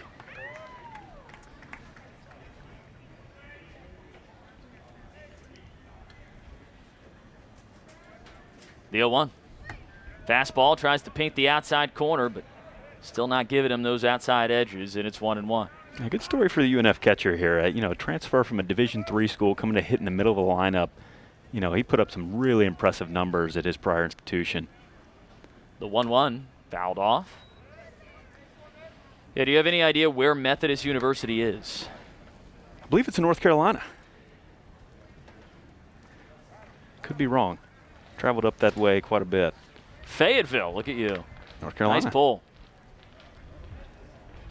The 1-2 pitch, and that is belted high and deep, but skyscrapingly foul into the terrace.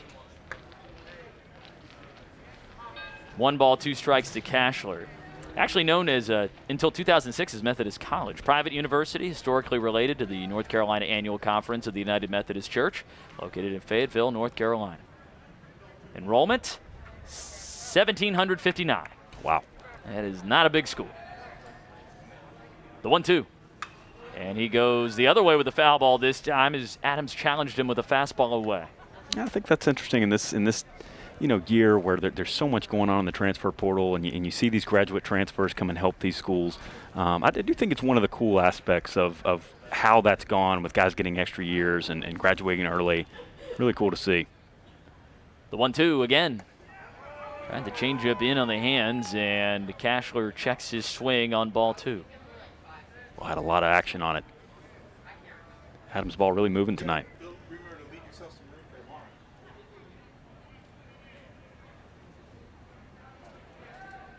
Adams sets and fires the 2-2.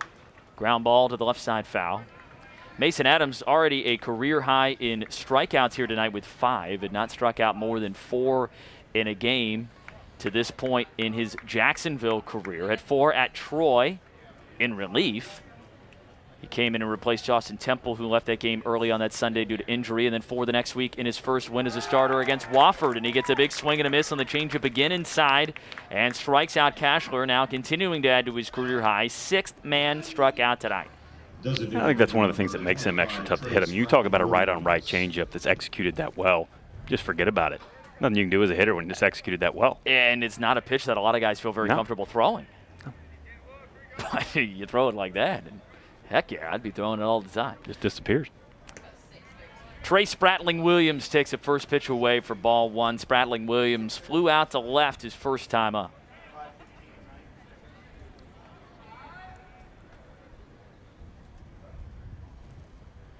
"1-0 is tipped, and that catch a piece of the home plate umpire. It did.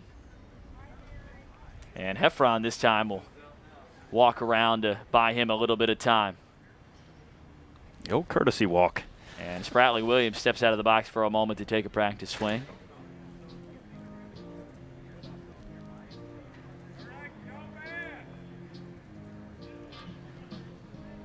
Spratling-Williams, one of the many JUCO guys on the UNF roster. Interesting to see North Florida really go after a lot of JUCO guys here in recent years. Really cashing in on transfers in general. Some scores from around the league earlier today. Bellarmine upsets Liberty, deals the Flames their first loss of the season in ASUN play, 8-7. They played a doubleheader. Liberty got them in the second half, 5-1. Kennesaw State with another win and a series win against Georgia State, playing outside of the league. 1-1 pitch, Spratling-Williams with another foul ball. North Alabama with a 7-6 win over Lipscomb, and currently in the top of the third, FGCU leading Stetson 10-1. How about the ASUN this year, especially out of conference? I mean, my goodness. Not a year where you expected 3 teams in the top 25 like a couple of years ago, but some of the wins, I mean, 5-6 wins out of the top 25 already this year. I want to thank the IT department for their help with pulling those scores for me there. 1-2 pitch. There it is. Strike 3 called. Spratling-Williams strikes out on a fastball inside. And I tell you what, I'm going to need Blue to speed it up just a hair here on these ring 'em up calls. Center fielder number 11, Blake Merrill. He is deliberate, to put it nicely. We're on his time. He is enjoying it. Yeah, we are all living in his world. That is back-to-back struck out by Spratling-Williams, or Adams, striking out Spratling-Williams for 2 straight strikeouts as he continues to add to his total tonight, now 7 fanned, as he misses outside ball 1 to start to Blake Maribel. He was a victim of a strikeout his first time up. Here's the 1-0. Maribel with a big swing and a miss on a big bender that finished down in the dirt, and he ended up Reggie Jackson-like down on a knee, but without the result to show for it. I think it's impressive about Adams. He's got 2 breaking balls, really. That was the one that was just a little bit softer. 1-1, bounces in, backhanded by Heffron. And I've seen him do that a lot, Scott, where he goes back-to-back, with that slower breaking ball first, really cuts it off on the second one. That, in terms of being able to use different sequences, that's where you can really throw some guys off. 2-1 pitch. Fastball. Tries to locate on the outside edge, doesn't get the call. 3 balls and a strike now to Maribel. Blake went 0 for 4 last night, struck out a pair of times. Adams trying to avoid his first walk of the night. He deals. And it's fouled straight back into the netting, full count. I think that's where Santana and Adams are a lot alike in terms of with their breaking balls. They have a slower breaking ball. It's going to sort of get me over at times, but man, when they really need to break one off, as a put-away pitch. 3-2, swung on and missed, elevated the fastball away, and have yourself a night. Mason Adams, 8 strikeouts through 4 innings as he sits down the side in order via swings and misses. We head to the home half. of the fourth. 3-1 Jacksonville leading it. From Van Wagner, this is the Jacksonville Dolphins Sports Network. Golf courses, follow your favorite team on the road or work with our team to plan your perfect trip. Whether you're a team, college, or fan, Sport Travel can help you plan the trip or season of a lifetime. Ask about our unique sponsorship programs that can help you make travel even more affordable. www.sport-travel.com.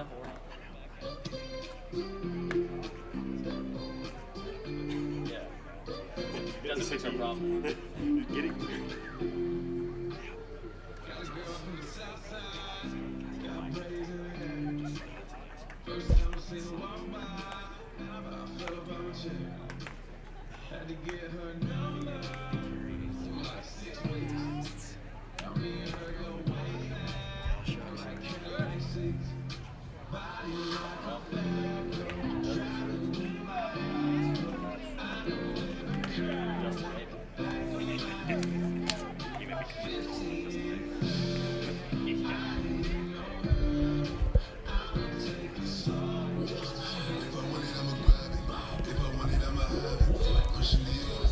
Jacksonville leads it, bottom of the fourth inning. Jackson Grabsky leading off, the only man who did not come to the plate in the third for the Dolphins, who retook the lead against Austin Bogart and now tried to add to that advantage here.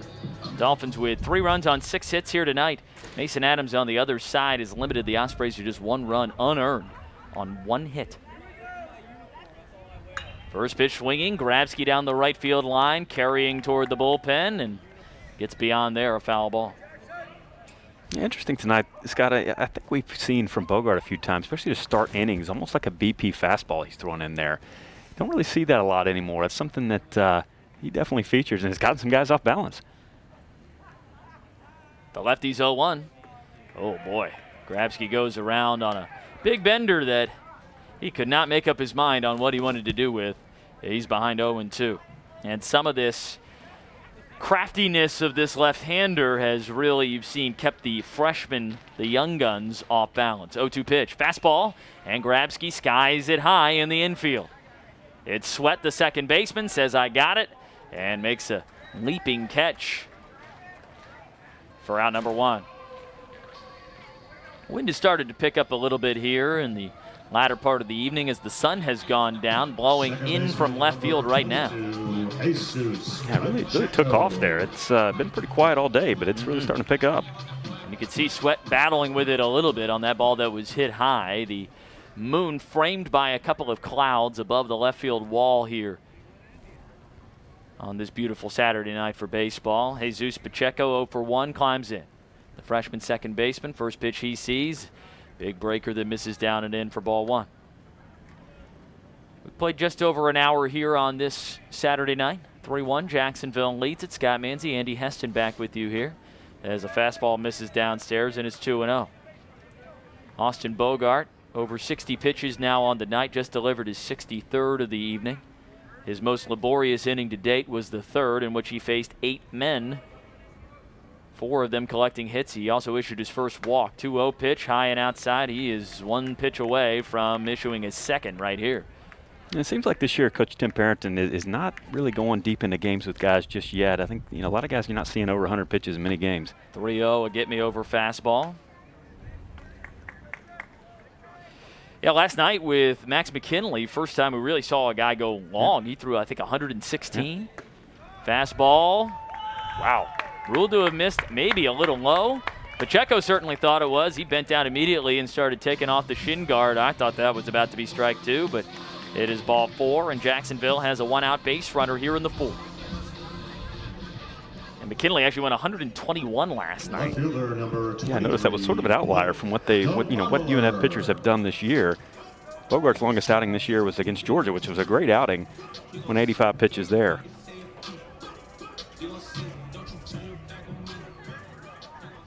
The southpaw made 22 appearances on the mound in his Stetson career, 8 of them starts.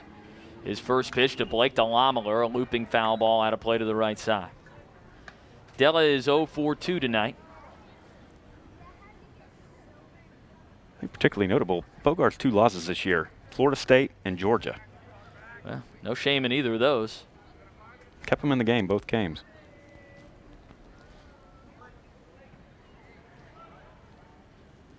0-1 pitch. Delamler shoots it back out into right center field, but Maribel able to get a beat on it and runs it down in the gap for out number 2. Delamler just hits so many balls hard. He squares them up. Just a patient hitter, uses the middle of the field. That's how you hit that kind of average right there. He's had a tough luck night tonight. So far 0 for 3. Ruben Samayan, he got the rally started with 2 outs an inning ago, and he comes up with 2 outs here in the 4th. Runner at first is Jesus Pacheco. Jacksonville leading 3-1. Bogart's first pitch as the runner goes. The pitch is in for a strike. The throw down to second. Pacheco slides in safely under the high throw that Sequeira couldn't secure cleanly. And a stolen base for Jesus Pacheco, his first of his Jacksonville career. A little hesitation there. I don't know if it was just on the transfer or getting the ball out, but took a little while to get the ball down on second base. Slides in easily. Jacksonville's not a team that just calls straight steals a ton either. That may be something Coach Hayes has tracked with the stopwatch tonight. Bouncing ball back up the middle, cut off by Sequeira, throws on to first, and retires Samayan. That looked for sure like it was a run-scoring base hit, and Sequeira goes a long way to field that one after it bounced off the mound. The little extra and ramped up gave him enough time to field it behind the bag at second base and make a very nice play for the final out of the inning. So Jacksonville threatens but does not score for the first time in 3 innings, and it's 3-1 through 4. Jacksonville leading it. From Van Wagner, this is the Jacksonville Dolphin Sports Network.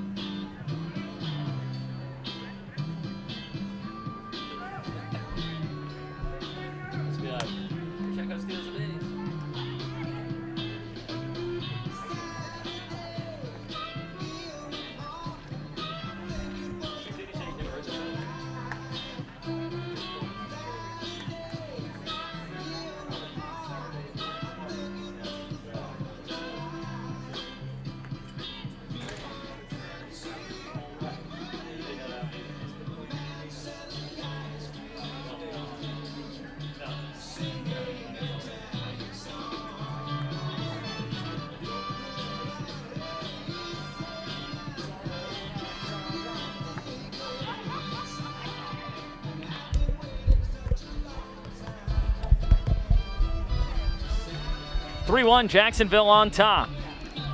And we head to the 5th inning here at John Sessions Stadium. Jacksonville trying to force a rubber match tomorrow. Well, they'll play regardless, but they'd like it to be for a series win as opposed to avoiding a sweep. North Florida winners 5-3 in Game 1 on Friday night. Just a little under 24 hours ago, that one went final. First pitch tomorrow, day game here at John Sessions Stadium. It'll be a warm one, too, so pack your sunscreen. 1 o'clock first pitch. Feeling like June tomorrow. Goodness gracious, it has been hot here the last couple of days. Felt like we went from winter to summer in the blink of an eye. First pitch from Mason Adams, and a bunt shown by Aiden Sweat, and he pulls the bat back on a pitch that misses high, ball 1.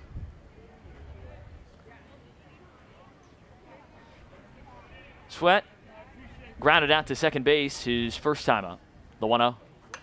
And he fouls one off the hands to even it at 1. A couple of fastballs eating up Sweat here so far in this game. Imagine Matt Adams is going to come back in here, especially with the fastball he has tonight. Clearly a lot of velocity. I haven't seen all these starts this year, but plenty on the fastball tonight. The 1-1. Misses down and outside. 2 balls and a strike to the first man at the plate here in the 5th inning. Aiden Sweat. Next pitch for Adams is his 65th of the night. He has struck out a career best 8 here tonight, doubling up his previous career high. Fastball at the letters called ball 3. I think some of the feeling good for the pitchers. I mean, get to 80 degrees. It hasn't been that warm so far this year. It's been warm on the days they haven't played, but it's obviously a warm one tonight. The 3-1. Sweat takes right at the belt for strike 2.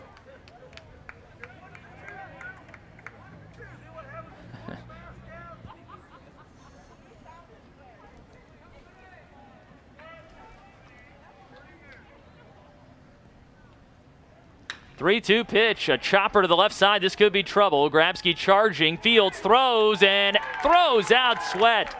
Grabski throwing from the edge of the infield grass, and he put that one on a frozen rope to first and just did beat the freshman who was flying down the line.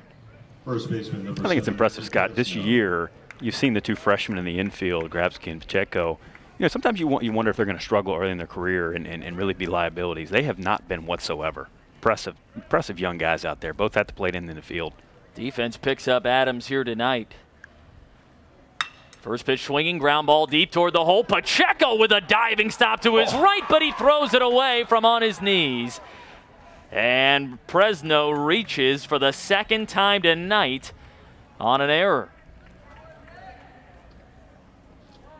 Went a long way to get that ball. Just couldn't quite feel a grip on it to get it over to Coypel at first base. Right fielder number 38, Justin. He made a great play to get to it and then just had to finish. Wow, that's some range.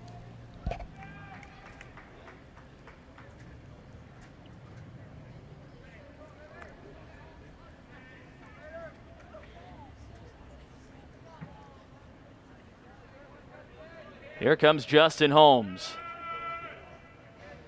Runner at first, one out.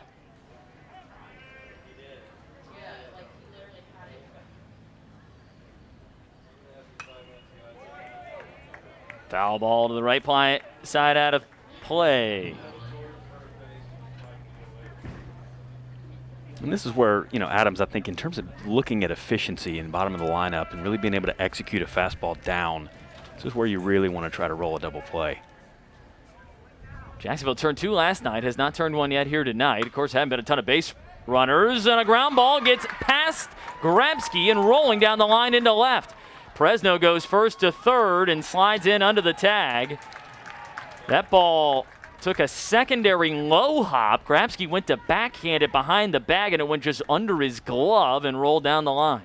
Yeah, it took a strange hop there. It looked like it almost hit the lip and just really popped up a lot higher than you were expecting. Tough play for Grabski on the line.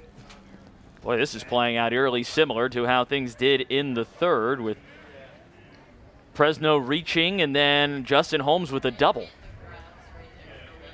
Holmes had had one double in 6 hits this year in 38 at-bats coming into the game. He has now doubled twice here this evening. Isaiah Byers with 1 out and runners to second and third, and a foul ball out of play to the right side. And this is where you like Adams on the mound. You get a couple of tough bounces, plays that just don't go your way, just don't roll your way. Comes back and just firing fastballs right back at him. Guy just goes to next pitch.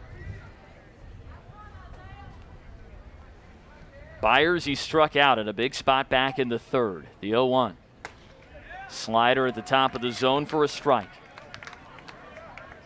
That's that hard slider. It almost looks like a cutter. I know he sort of had been playing with that in his arsenal. Really tough for righties to recognize. Runners at second and third, 1 out. Jacksonville leading 3-1 in the 5th. 0-2 pitch, and man, oh man, Byers struck out and lives to see another one. How are you taking that? Wow. 2 strikes and a pitch of the letters, and he watches it go in. Apparently he sees it better than maybe we are. Ball and 2 strikes to count. Adams comes right back, tries to locate away. Oh my, where did that one miss?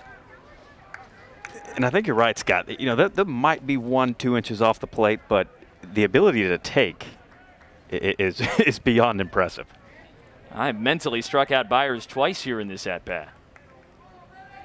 Mason Adams, hopefully he can just compartmentalize here and get right back down to business. 2-2, and a slider stays up, and it's a full count.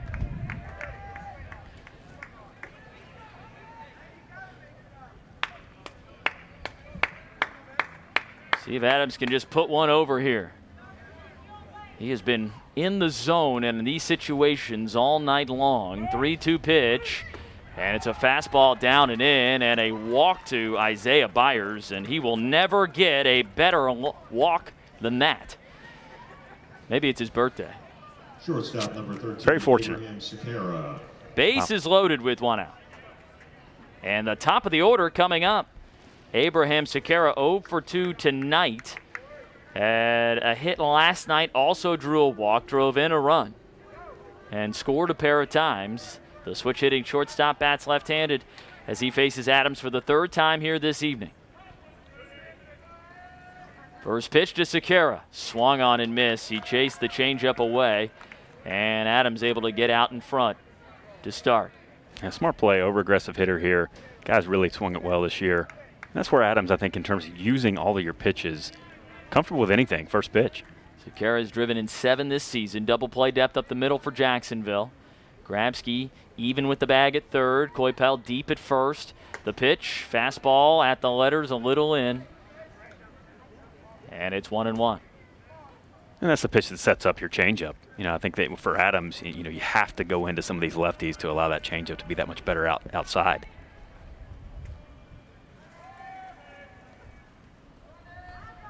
The 1-1. Bounced in the dirt. Heffron chases it up the first base line a little bit, but not far enough away for Presno to come in to score. He scored the lone run of the game for North Florida back in the third when he came home on Abraham Sequeira's RBI groundout, which is his 7th driven in this season. Base is loaded, 1 out. The 2-1. Fouled off, and it's 2-2.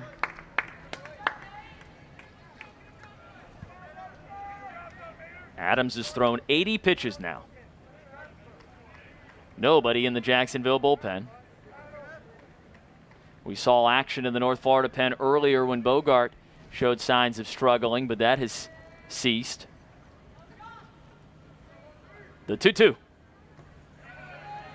Missing low in the dirt, and a good eye by Sequeira to take that pitch, and here we are again, another full count to an Osprey hitter. Byers drew the walk, the first issued by Adams here tonight. In the last batter he faced, nowhere to put Sequeira here. This is not the pitch you wanted to get to for Adams. You want to get that action 2-2. Payoff pitch. Fastball line back up the middle, nearly took Adams' head off. That scores 1 run. It scores 2 runs, and North Florida has tied the game in the top of the 5th. Really good piece of hitting. That ball's down. A little bit over the plate, outer third. Just goes straight back up the middle with it, crushes it. Pitching coach Jerry Edwards out. He wants to go have a word and maybe just make sure that everybody is calmed down here a little bit.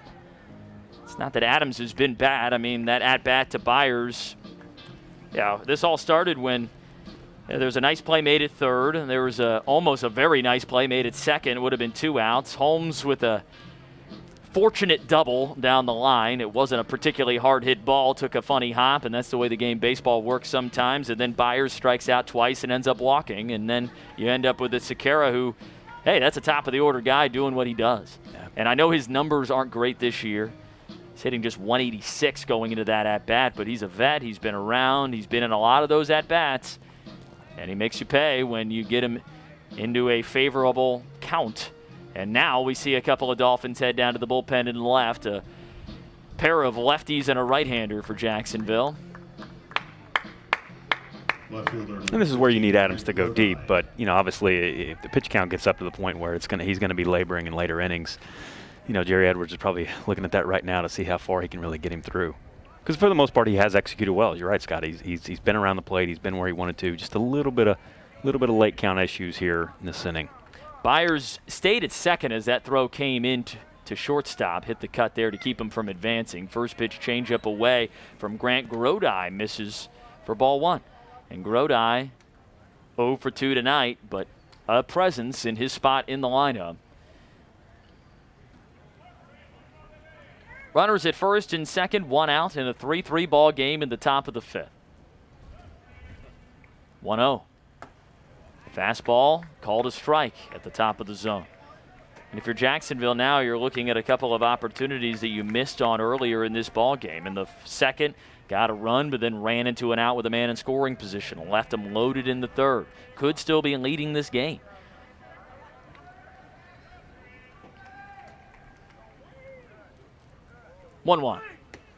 Down and in, just overthrew that pitch, and that's a rare big miss by Mason Adams tonight. Yeah, just trying to make that slider a little bit too good. Sometimes when the left-handers are at the plate, for a right-handed pitcher, it's, sometimes the side points are a little bit different, especially when you don't have the feel. It gets late in the game. Kind of what it looked like there. Still playing on the fastball, though. Stamina looks good. 85 pitches for Adams as he works here with one out in the top of the fifth. The 2-1. And that one gets through the legs of Heffron and rolls back to the wall. Everybody moves up on the wild pitch. And the double play now out of the equation for Jacksonville as well. Now 3-1 count to Grodi. And things have started to snowball a little bit here on Adams in the fifth.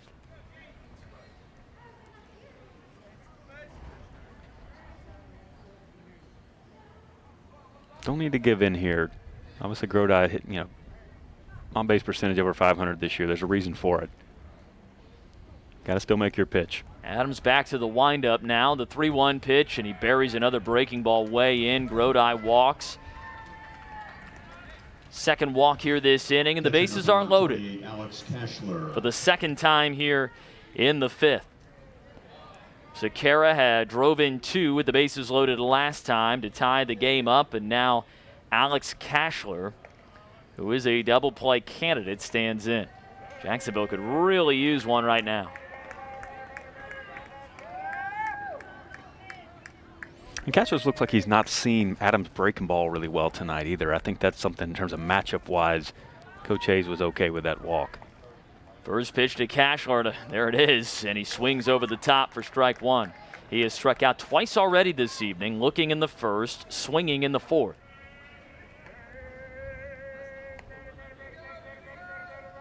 Byers at third, Sakara at second, Grodi at first. The 0-1. Check swing on a slider that I don't know where that one missed either. And the hard part is you and I get frustrated up here, and that doesn't matter that much, but the guy on the mound starts getting frustrated a little bit as an inning stretches a little bit longer, and he's executing pitches and not getting the call that he thinks he should be getting. Yeah, we're not seeing much outside of the plate tonight. There is no doubt. The 1-1. Breaking ball that is lifted high in the air into shallow right field. Coming in, Hunter Pacheco, and a collision, and no one catches it. The play down at second not made in time either, and a run comes in to score. And nobody's at first base. The first base umpire called infield fly. No one else did. Coach Hayes out of the dugout, recognized that immediately and said it. That ball was hit just beyond the infield. Hunter came charging in a long way. I don't believe he and Pacheco actually made contact. And yes, they have come together, convened, and agreed that yes, it is infield fly is the rule. And now head coach Tim Parrington wants an explanation.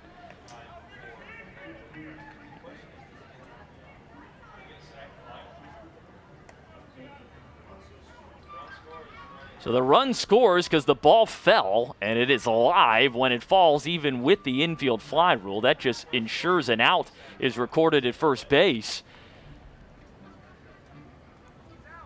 Ball was in the air for a long time. Sort of one of those ones in the middle, but it drifted. When we talked about the wind earlier, that swirling wind, it looked like a ball that was going to be not far beyond second base, just kept going.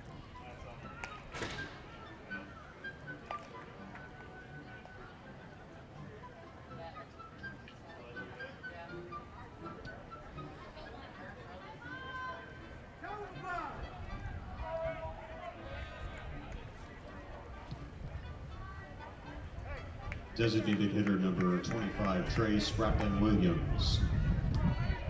So that goes down as an RBI, but not a sacrifice fly. So a rule 10.04 in the rule book. Runs batted in. Runners at second and third, 2 outs. And Isaiah Spratling-Williams in this very long top of the fifth inning stands in and takes ball 1 outside.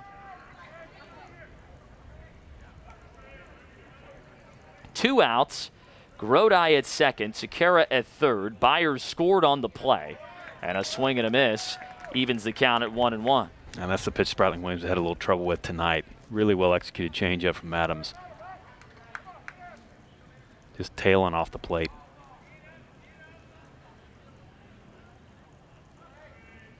One pitch.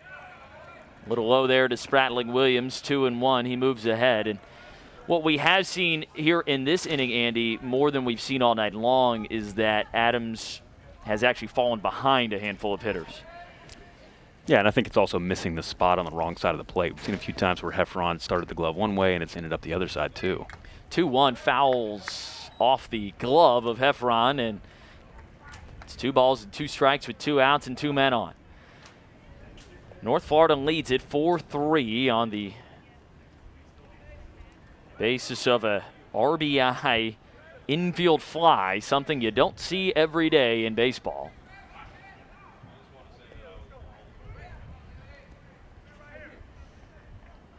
Adams trying to get out of this, keeping it a 1-run game. Big pitch, big at-bat here. 2-2. Spratling Williams tips, but Heffron can't hang on. Just got a piece of it to alter that trajectory just enough, and he stays alive. Really good pitch there by Adams. Fresh baseball, hand delivered to him. He steps behind the rubber for a moment, smoothing the hair out, the long locks flowing out the back of his green and gold JU hat, waiting for his battery mate Heffron to get settled again. Heff is ready. Adams climbs back onto the third base side of the rubber. 2-2 pitch upcoming to Trey Spratling Williams. He deals. And another foul ball. This one rolled over to the right side. Adams still going inside with the fastball. He's got plenty of velocity tonight. You know, going in on those lefties is still crucial. You know, we're talking about the changeup and following off of that. And that's what he's got to do if he wants to get the K here. 96 pitches tonight for Mason Adams. Trying to ensure he gets potentially a chance to come back out there for a 6th inning of work if he can get the out here. 2-2 and another foul ball by Spratling Williams, who just got a piece of that breaking pitch. And really early on that changeup, just got it off the end of the bat. He has battled, fouling off 3 in a row.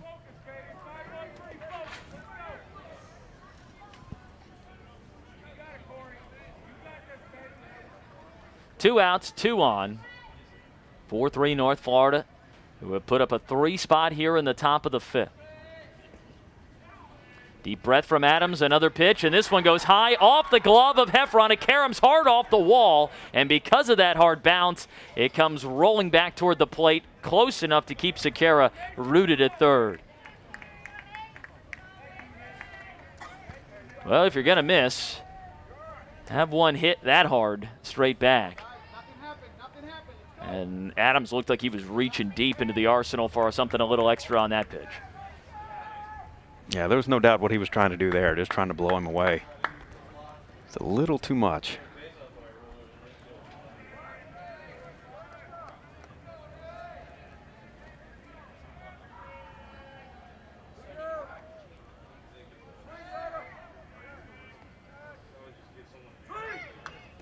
And another foul ball, another breaking ball, and this at-bat has lasted 9 pitches to Trey Spratling Williams. You know, credit Spratling Williams. You know, first at-bat in this game didn't look comfortable at all at this at-bat. This is, you know, Adams in terms of executing what he's wanted to execute has done a great job in this at-bat. Spratling Williams just staying with it. 100th pitch of the night for Mason Adams coming here. Trying to strand runners at second and third in the 5th.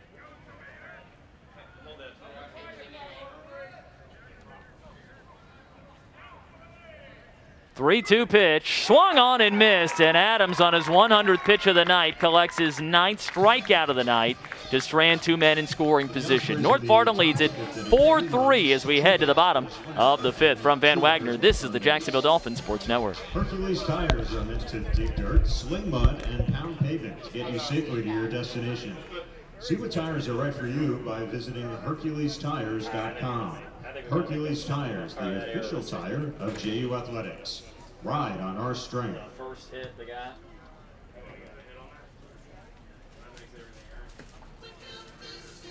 We got daggers from the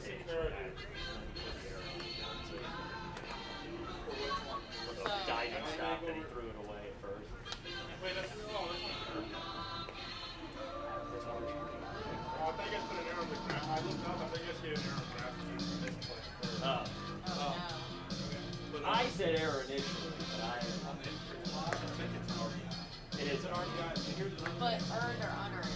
It depends on the If you're changing that to a hit, it's all earned. It's all moot point. But here,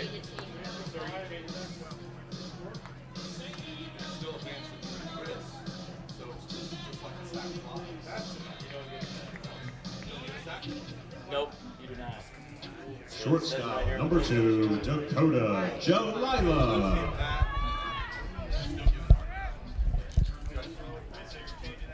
Yeah, but that means I don't know where to go in and change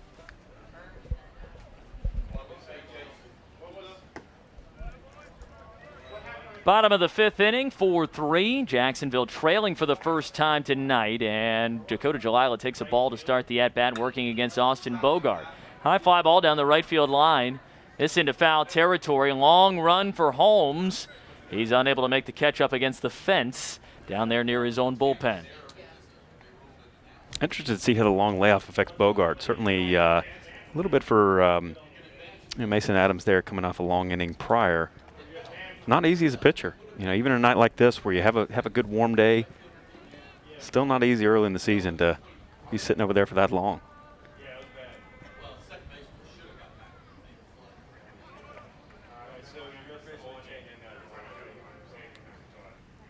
1-1 pitch to Jalila, and he loops one into the gap in right center field. That is hit and rolling. Holmes cuts it off. Jalila's thinking too. The throw cut off by Sweat. His relay is not in time, and Jalila with a leadoff double to start the bottom of the 5th. A good piece of hitting there. Dakota really going with that outside pitch, just slicing it into right field. Don't think the right fielder expected that kind of aggressiveness from Dakota around in the back. Either. I mean, I know Dakota Jalila, and I know he's thinking too if he can get a ball there, but I just saw the way Holmes got to that baseball pretty quickly. Thought, all right, maybe he takes a big turn and holds up, but hey, if you think two all the way out of the box, that's your best chance of getting two. Yeah, Holmes almost looked surprised. He double clutch there and tried to fire it in.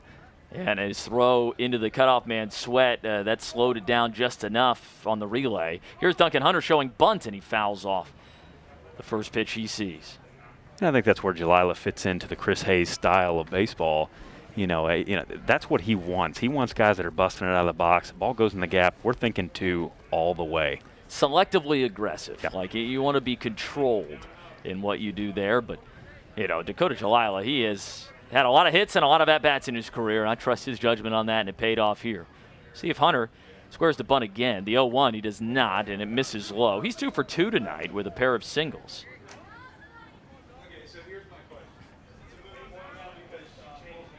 See if Hunter can continue his streak against left-handers. Really sees the breaking ball well against lefties.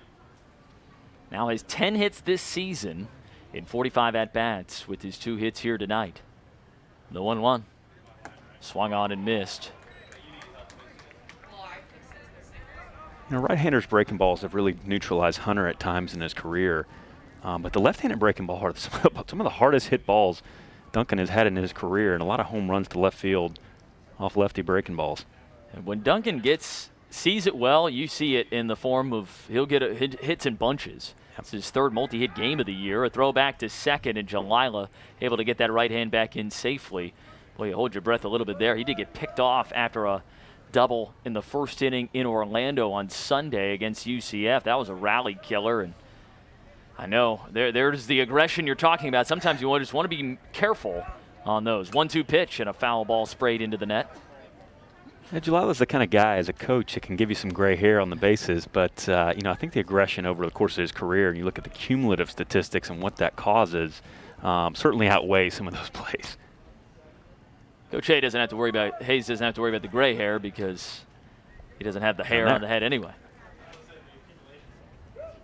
Beard has gotten a little grayer over the years, though, when he rocks that in the offseason. High leg kick for Bogart, and he looks Jalila back. This is a big spot here for Jacksonville to try to answer immediately. Both these teams have done a great job of call and response, taking a punch and delivering another blow to respond as well. 1-2 pitch, breaking ball, swung on and missed. That was a hammer from Bogart, and Hunter down on strikes. First time he's been retired tonight, and it's the first out of the fifth. Yeah, I can't execute a breaking ball much better than that. Really, really hard for a right-hander. Almost wants to hit your foot. You know, by the time you swing, you've already hit yourself. You know, and I think that's Hunter.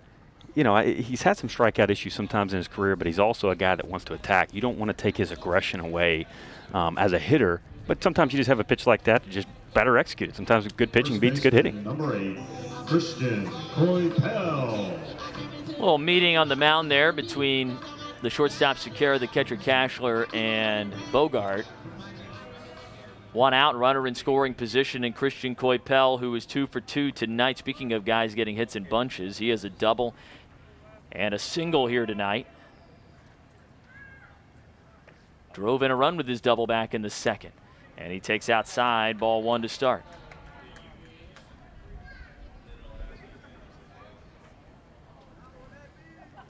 Bogart's pitch count continuing to climb here. His next pitch is his 80th. He has been much more.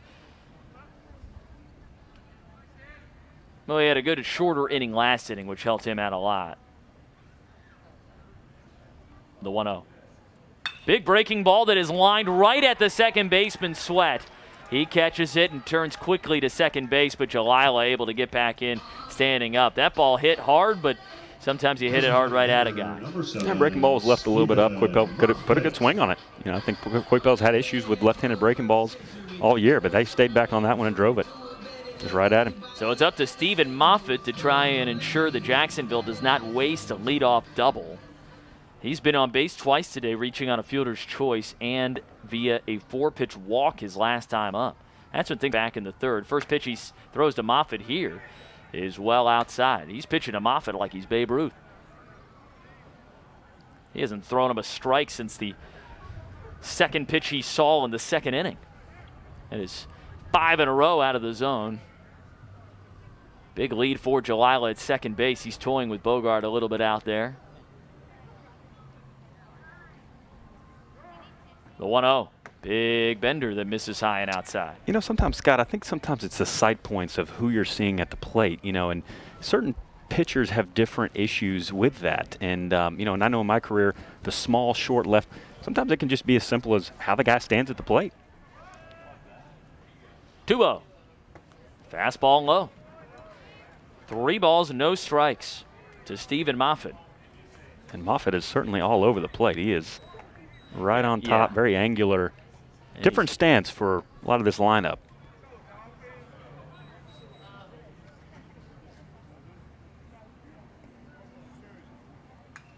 Fouled back.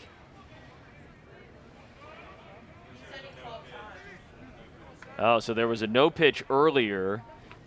Time was called and granted apparently, so it's now 2-1, not 3-1 to Moffitt.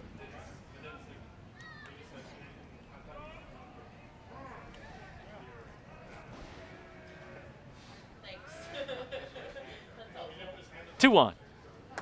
Fastball high, and well, here we are. Now it's 3-1.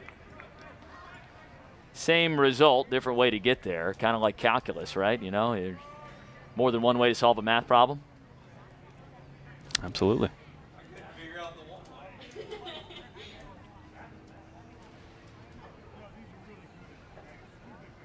3-1 pitch, and Bogart walks Moffitt, missing high. Stevie was very good at getting on base via walks last year, and it hasn't shown that as proficient at it this year, but he has doubled his walk total on the season here tonight from 2 to 4.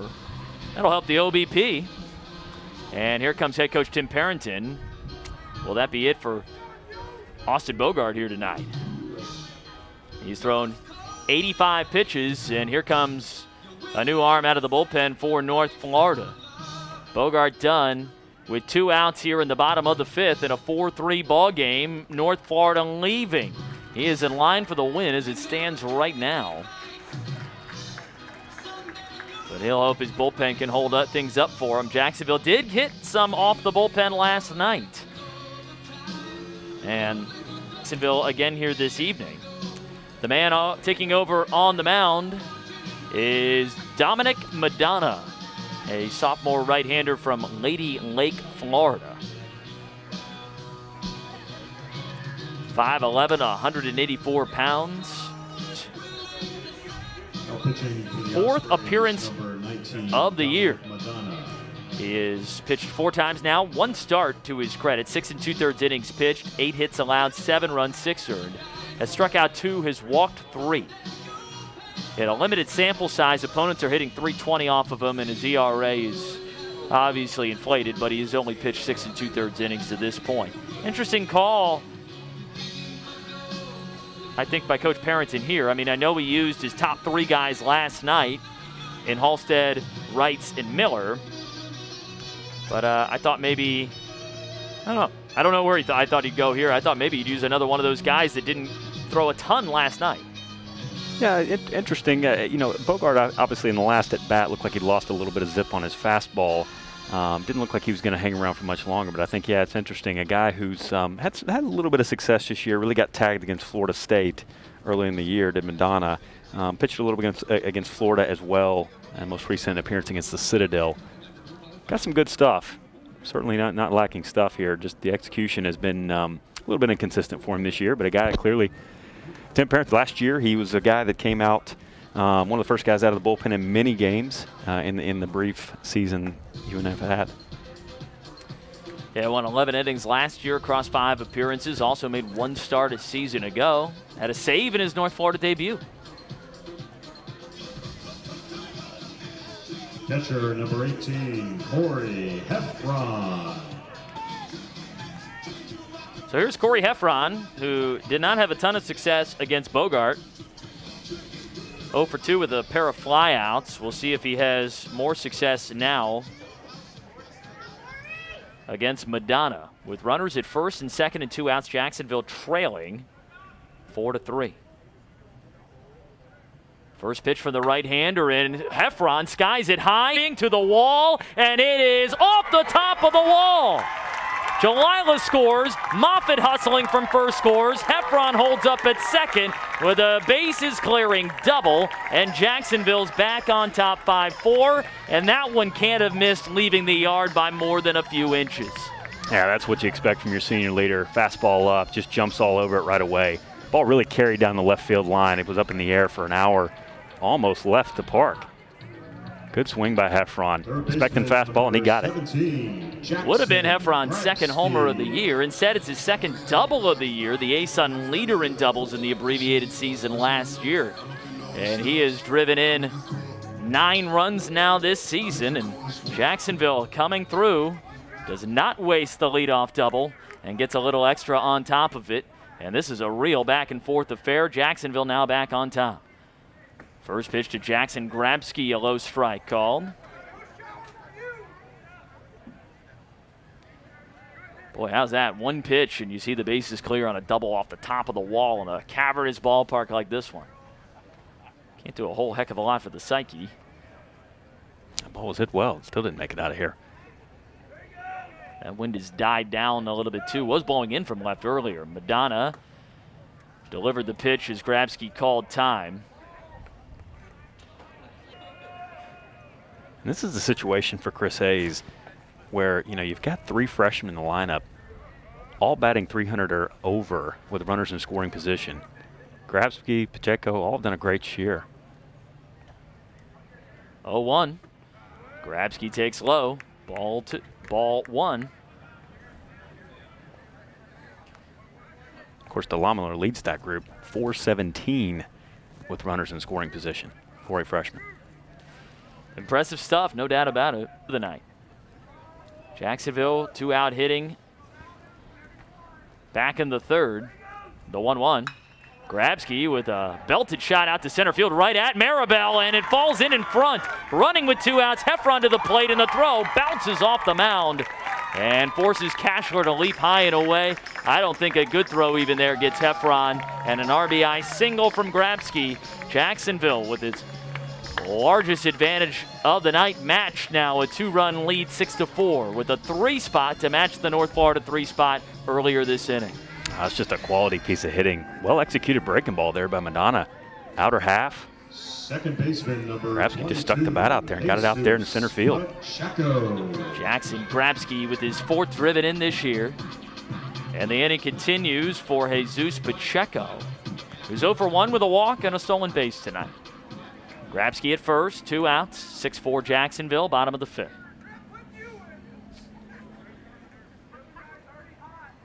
First pitch, and a foul ball back to the netting.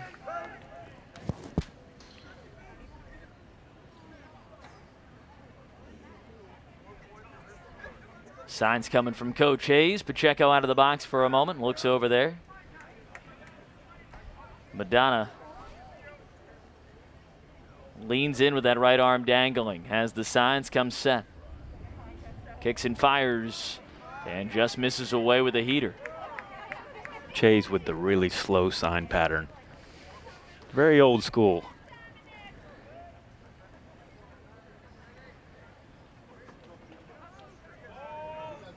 Two old school head coaches tonight. Guys that have seen a lot of baseball and had a lot of success at a lot of different stops. Throw over to first and Grabsky back in safely.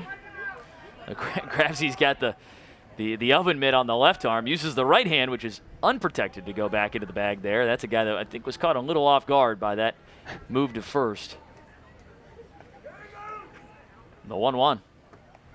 Pacheco with a great eye, checking his swing on a low breaking ball.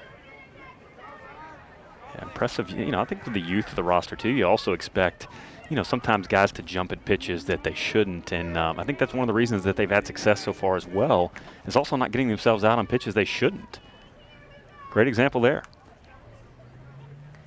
I don't know if it's the Under Armour logo and Madonna's shoes there or not, but very shiny, catching the glint of the light as Pacheco fouls the 2-1 back to the netting.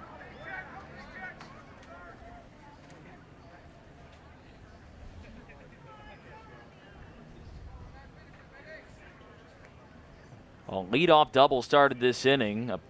2 outs in a row, and Jacksonville looked like they may waste it. Moffitt drew a walk, a pitching change, and Madonna greeted by Heffron immediately with a moonshot off the top of the wall and left to score 2, and he came home on Grabsky's RBI single. Pacheco takes inside, a big false break for Grabsky, so Cashler came out from behind the plate quickly, looked him back to first. It's a full count with 2 outs, and the top of the order awaiting on deck for Jacksonville. Pacheco has already drawn 1 walk tonight. Payoff pitch and a swinging strikeout as Pacheco chases a high fastball, and that ends the inning. But Jacksonville pushes across 3 in the bottom of the 3rd, and the bottom of the 5th puts them ahead 6-4. We head to the 6th. Jacksonville leading it in Game 2 of the River City Rumble. From Van Wagner, this is the Jacksonville Dolphin Sports Network. Access to the best seats in Session Stadium and opportunities to enjoy exclusive insights into JU baseball. For more information, visit JUDolphins.com. Commitment to your Dolphins. Make a gift today.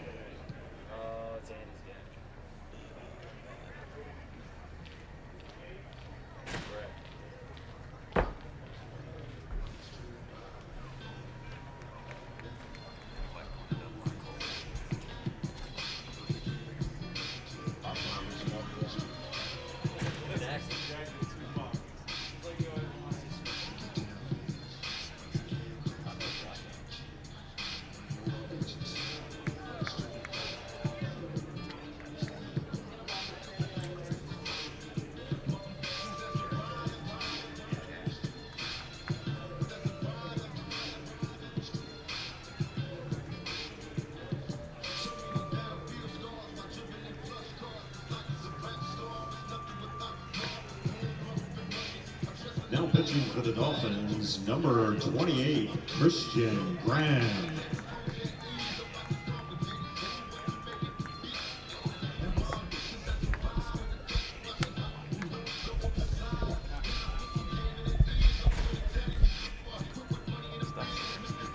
pitching change for Jacksonville as we head to the 6th. And before we introduce you to the new Jacksonville starter, let's reset the game for you here a little bit tonight because it's been a wild one.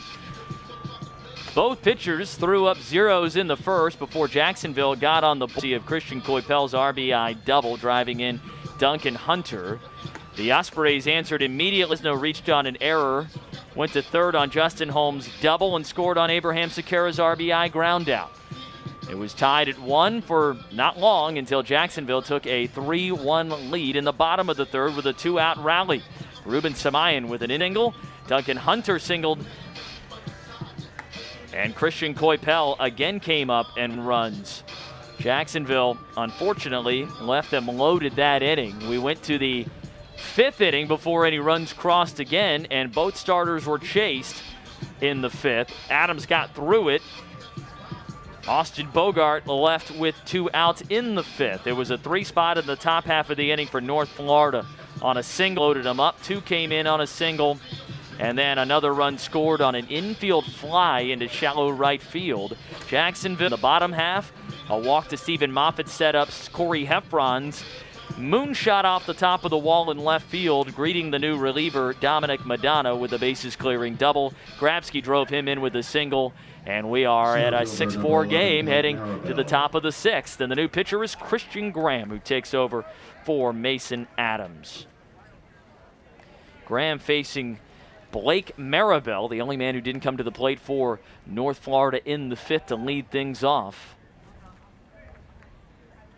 And the first pitch from the right-hander, the transfer from Daytona State College, misses inside with a fastball.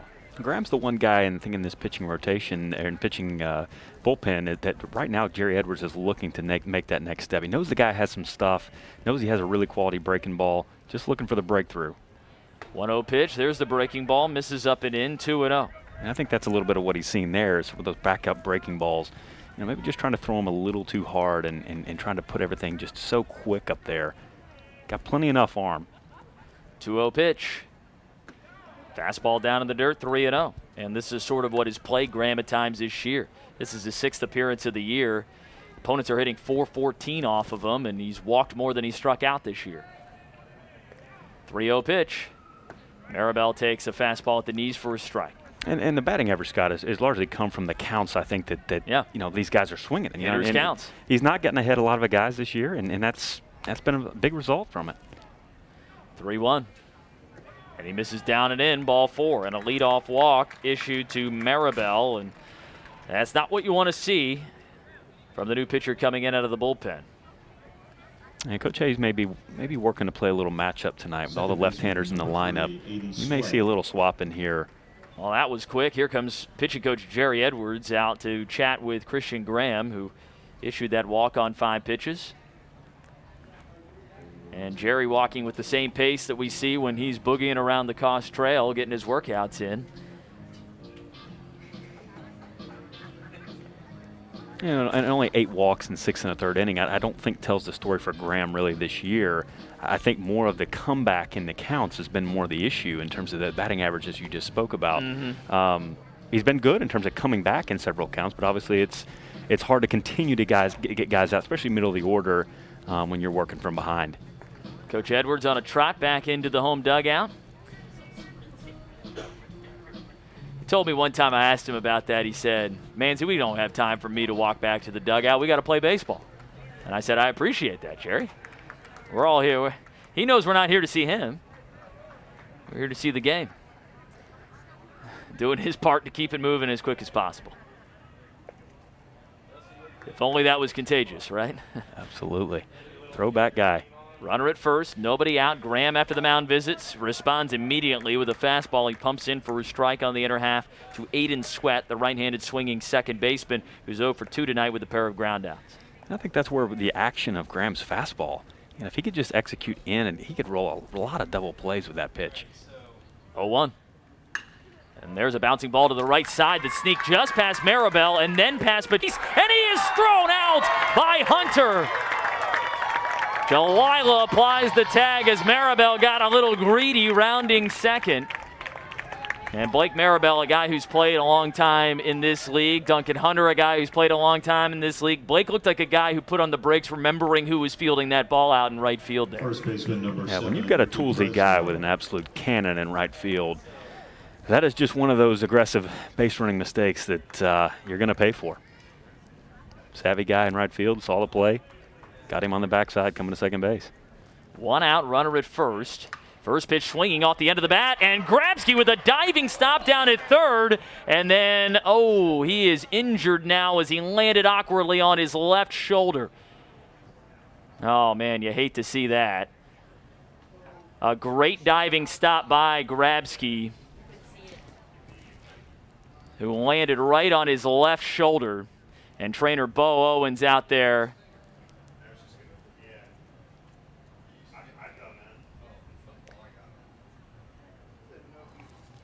And he is talking with Grabski as he tries to walk this off a little bit. His glove picked up by his teammate Jalila on the left side of the diamond. Graham, who went over there to check on him as well, gets a fresh baseball. Just what an incredibly athletic play. 6'3" guy ranging to his right. Amazing he even got to that baseball. I know. It's good to see him kind of working that left arm out. I thought for a moment maybe he had dislocated it. Yeah, he fell awkwardly there. It did not look good. He has range of motion as he's kind of windmilling it slowly.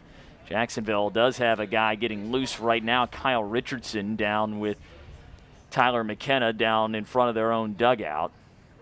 And Grabski says, I'll take my glove. I think he's going to try and stay in the game here. Yeah, this young guy's a gamer. You're going to have to pull him off the field. That's impressive. You would have had to take me to the hospital there. That was a tough fall. Difference in our toughness, right? Yeah. I was not a Division I athlete, far from it. Tried to tackle a couple of guys in football back in the day. Usually didn't end well for me. I think that's what you see from this lineup. I mean, look at all over and yeah, see a lot of football players. Yeah. And a round of applause for, usually that's reserved for the guy who comes off the field after the injury, but they're, I think, Right fielder number 38, respecting the toughness of Grabski here to stay in the game.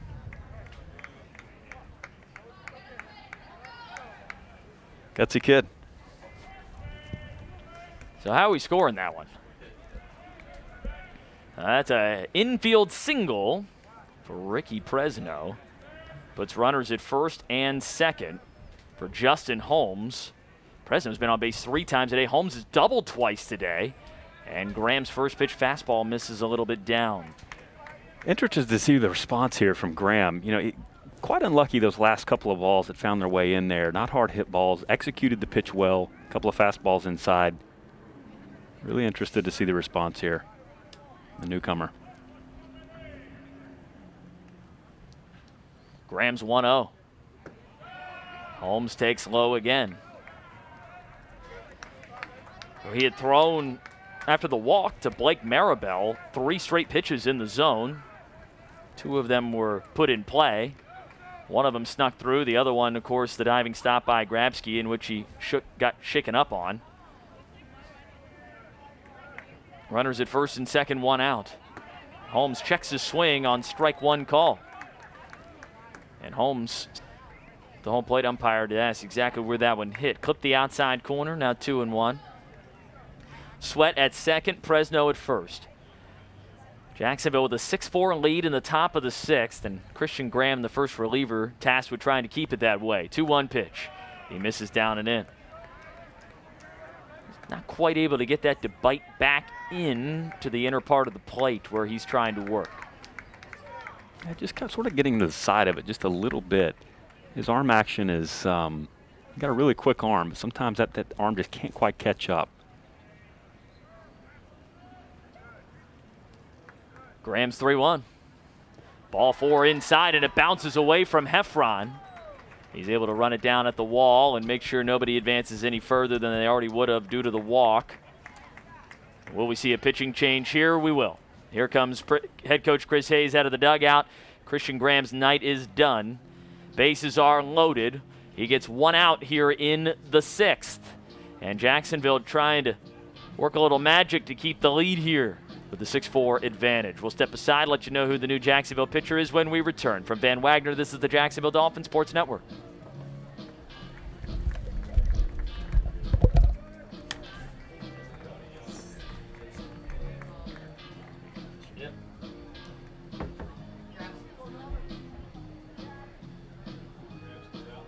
He's walking off right now.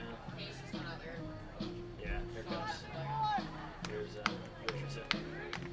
Yep.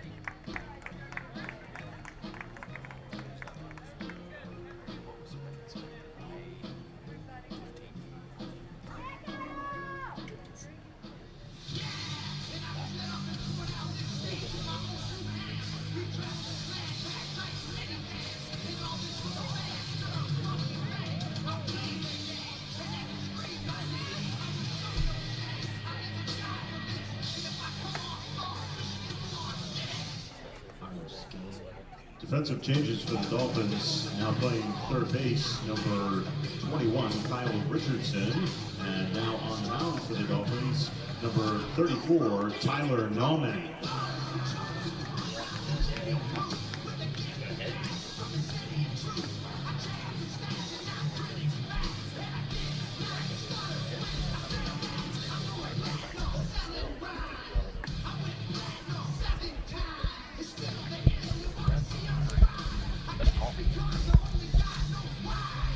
New pitcher for Jacksonville, Tyler Nauman takes over. The left-hander enters, replacing Christian Graham, who's responsible for all 3 Ospreys on the bases right now. He got one out. Second reliever used by Jacksonville in this ball game.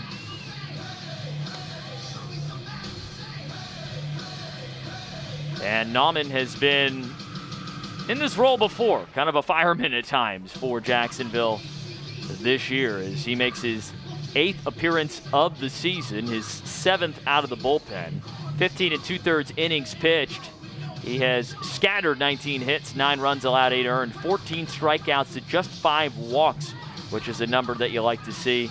Opponents are hitting a hair under 300 off of him, but he's a crafty guy who pitches well to both lefties and righties, despite being a left-hander, and someone who is being leaned on a lot here out of the bullpen in high-leverage situations. Yeah, and I think that's the key, Scott. And you expect, he gives up some hits. He scatters some sometimes, but Tyler Nauman is a guy you want with guys in running scoring position, coming in the middle of an inning, trying to stop the bleeding. He's the guy. Here's the 9-hole hitter, Isaiah Byers, 0 for 1 today, drew a walk and scored a run in the 5th, and he takes a first pitch that is dropped by Heffron but called a strike.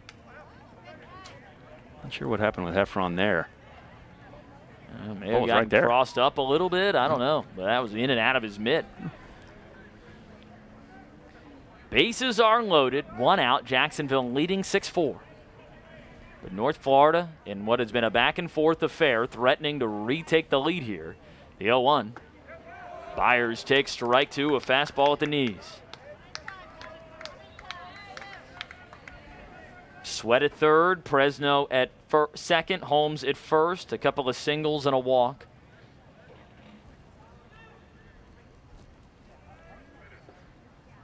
The 0-2. Fastball, a little high, tried to get Byers to chase that. Not a bad waste pitch at all by Tyler Nauman, but Byers has shown an ability to be remarkably patient at the plate tonight. Yeah, for a 9-0 guy that struck out a little bit this year. Let's see if Nauman tries to pull the K here. 1-2 pitch. Hot shot over the head of Sweat, standing down at third, a foul ball that caroms off of the netting over by the terrace. And he was way out in front of that one. Stays a 1-2 count. They got a hold while Jacksonville's Sam Brunig goes and scoops that one up. It was rolled out near the foul line and left. And middle in fastball. See what he follows up with here. Nauman good soft away. 1-2 again. And he goes soft away, but it goes so high, it goes over the head of Heffron, off the backstop. And a little bit of a, I got away with there one look on Tyler Nauman's face as he greets Heffron back at the plate. Another one that carried him so hard off of the wall behind home plate that there was no chance on a wild pitch for anyone to score. Part of the charm of Nauman is sometimes the effective wildness. Every 3 outings or so, he'll unleash one of those. Yep. It's part of the repertoire. Yeah, it's his 5th pitch. 2-2. Down and in. Byers standing in as it bounces behind him. Blocked by Heffron. It rolls all the way in to the field of play up the third base line a little bit, and he runs it down again. And it is 2. And Byers has had a full count against him in all 3 plate appearances tonight. 7th pitch of the at-bat with the bases loaded and 1 out. Jacksonville leading 6-4 in the top of the 6th. Payoff pitch, and that is poked through the hole at short into left field. 1 run comes in to score, but that's it as DeLamler hits Richardson to hold the runner at third, Presno. A bases loaded single for Isaiah Byers, who didn't get much on that one, but just enough to loop it into left, and North Florida is within 165. And Nauman's had some issues deep in the count this year a little bit, sometimes giving up some of those soft singles. It's been some bad luck at times, but he's largely come back from it. See if he can roll a double play here. Bases still loaded with 1 out. Abraham Sequeira hitting right-handed for the first time tonight. The switch hitter flips around. First pitch he takes is a fastball, a little bit up. Ball 1. Sequeira drove in 2 with the bases loaded his last time to the plate just an inning ago. We've seen a lot of men on base tonight for both teams.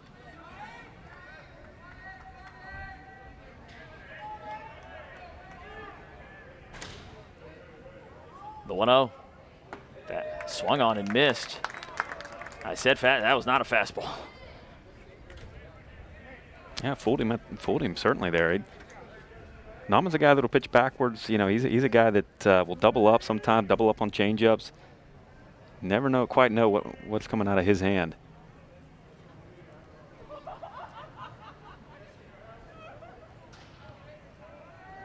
The 1-1. Swung on and missed. Nauman ahead of a hitter again. We'll see if he can put away Sequeira here. It's where he sort of velocitizes some guys. He first couple of pitches in the at-bat, throws something soft, and he may have 87, 88, and it just blows it by him. Lulls him to sleep, if you will.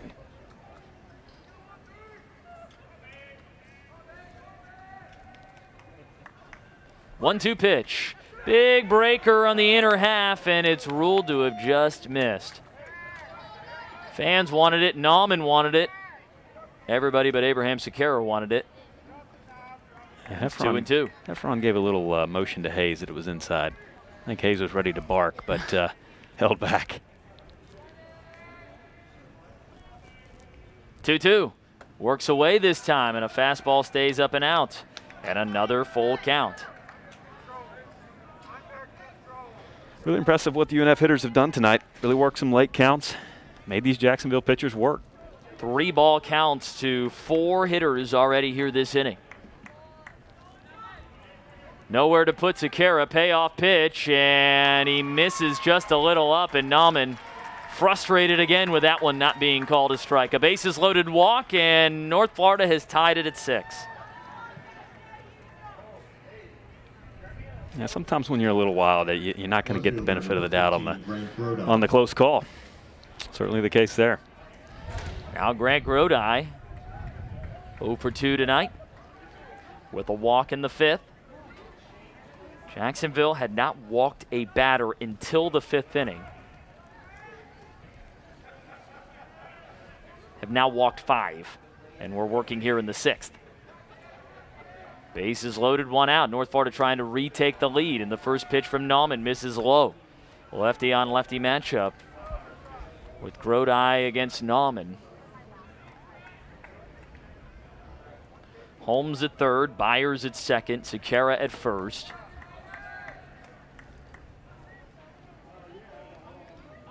A 2 spot here for North Florida in the top of the 6th to tie this game back up.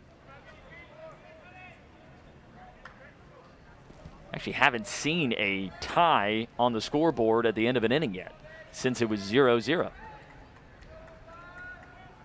1-0 pitch. And there's a good breaking ball on the outside edge for a strike.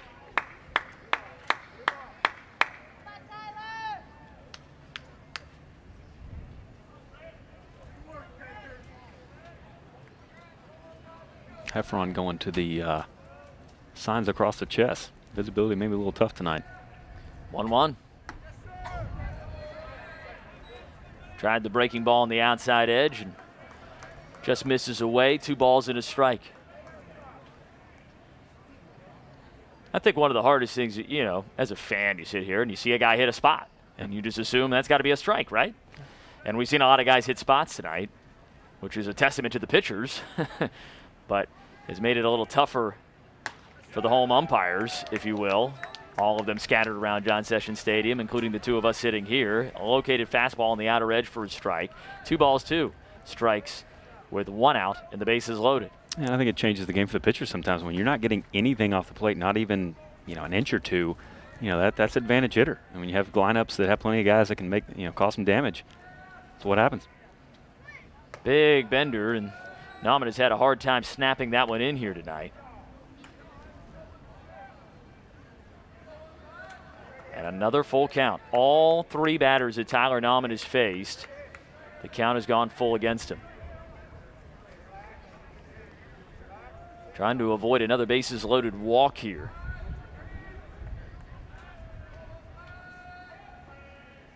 Payoff pitch, and it's ball 4 down and outside. And another bases loaded walk, and North Florida has taken the lead here in the 6th. It's 7-6. Osprey's on top. When's the last time a guy swung the bat? It's been a while. Feels like at least 10 pitches. And I can tell Jerry Edwards is pacing back and forth in Jacksonville dugout. You know, one of the things he said before this series is he was expecting his bullpen to fill up the zone a little bit more, and once again it's reared its head. Time called. Head coach Chris Hayes walking out to have a chat with the home umpire. As Alex Cashler climbs in. He's the 8th man to the plate here for North Florida in this 6th inning. What do you think that was about? Buying a little time? Or here comes pitching coach Jerry Edwards now out to talk to Tyler Nauman.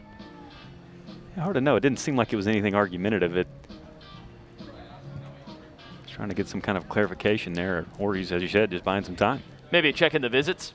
Could have been, yeah. If they're good to go. I mean, this is the 2nd time Jerry's come out this inning, but it's the 1st time he's talked to Nauman. Attention to detail from Coach Hayes.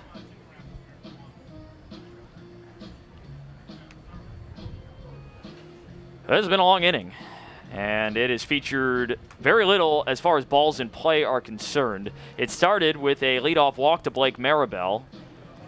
There was the single to right that led to Maribel being thrown out at second when he rounded the bag at second base for the lone out of the inning so far. Presno with a single, an infield single. Another walk, pitching change. Nauman comes in, bloop single into left. Drove in a run, and then back-to-back bases loaded walks. So there have been 3 hits here this inning and 4 walks. That's a tough pill to swallow. That's college baseball that gets you beat. Base is still loaded. Meeting is over. Cashler to the plate. He is 0 for 3 tonight. Did drive in a run on an infield fly his last time up, and he takes a fastball outside for ball 1. And this is, I mean, you said it. This is unfortunately a bit of a recurring theme at times this year. The 1-0 pitch, and Cashler shoots it out into center field. Samayan charging in. He won't get there. Falls in front of him. They had to hold to see if the catch would be made, so everybody moves up 1, but another run comes in to score on the RBI single from Cashler, who was driven in 2 tonight. And the Ospreys have now batted around as they lead 8-6. You got just enough of it there. I mean, he caught a little bit of the plate, middle of the way. Didn't hit it hard, but it got enough. Samayan playing really deep. as he normally does. Now here is Trey Spratling-Williams, 9th man to the plate here in the 6th for North Florida. He's 0 for 3 tonight. He was the last batter faced by Mason Adams, and that feels like it was about an hour ago, and that was just 1 inning ago. Bases loaded, 1 out. And this one is hit high, deep, far out to left field, and a grand slam to left by Spratling-Williams, and the Ospreys have blown it open in the 6th.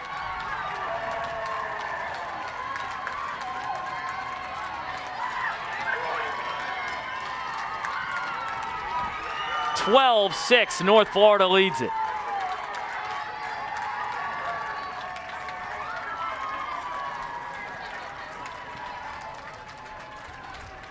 Spratling-Williams looked fooled all night on a lot of good pitches from Adams. That ball was dead center. Put a good swing on it. Ball really carried to left center field. Big guy, a lot of extension. He went the other way last night for a double. This time leaves the yard for a grand slam. His first homer of the year. That's almost hard to believe. First pitch to Blake Maribel, misses low. Maribel walked to start this inning.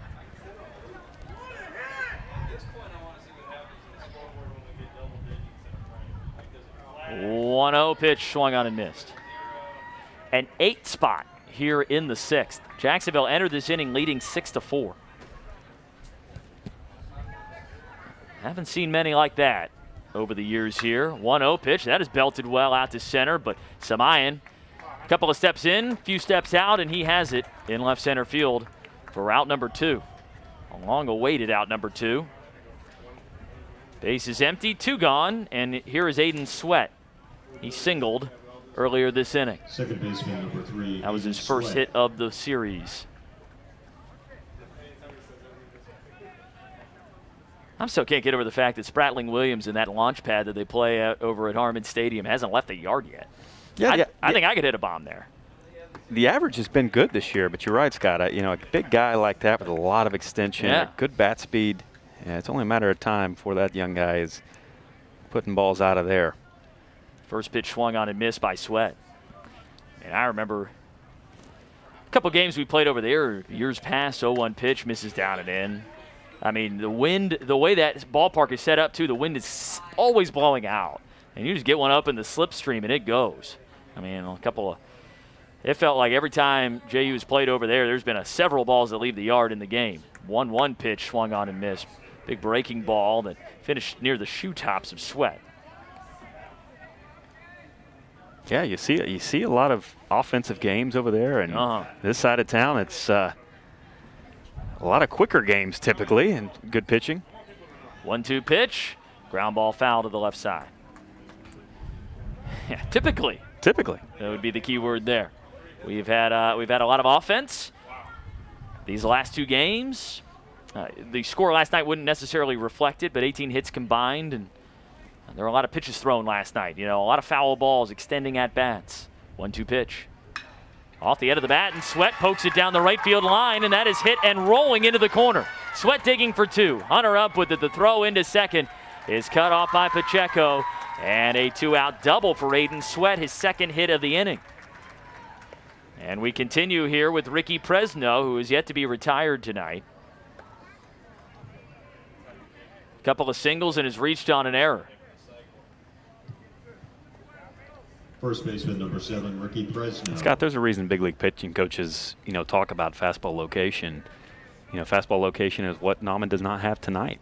And, for even guys that pitch backwards a lot like that, the fastball still means something. You have to be able to locate it both early in the count and late in the count. Just doesn't have it quite tonight. First pitch to the left-handed swinging Presno, buried in the dirt in front of the plate. And Corey Heffron, who's been busy behind the dish tonight, blocking, reaching, lunging, has taken a couple of foul balls off of his mask and chest as well. Long night for a catcher on a night like tonight.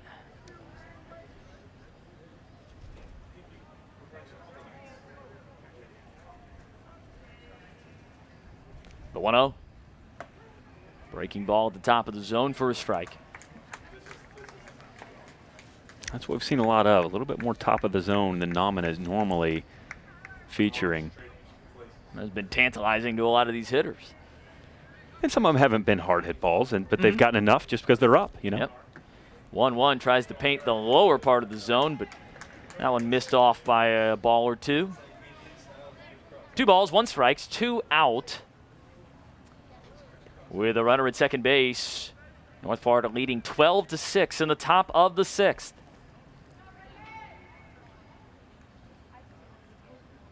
The 2-1.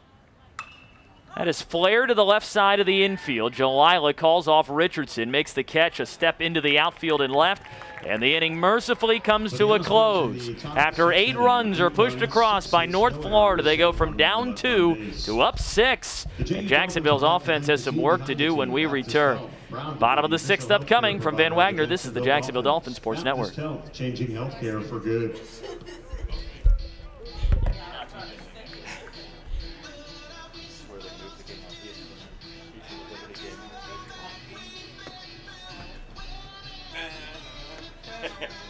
Bonus coverage.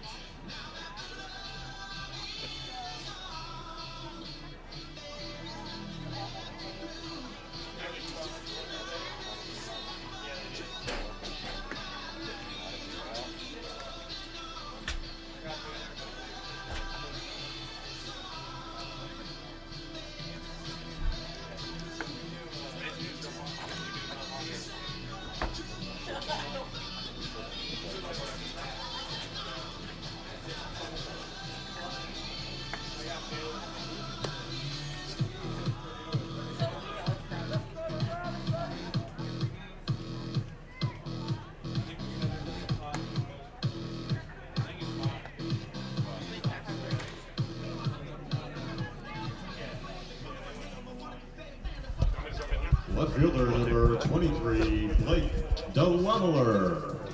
He's gonna walk back up there and be like,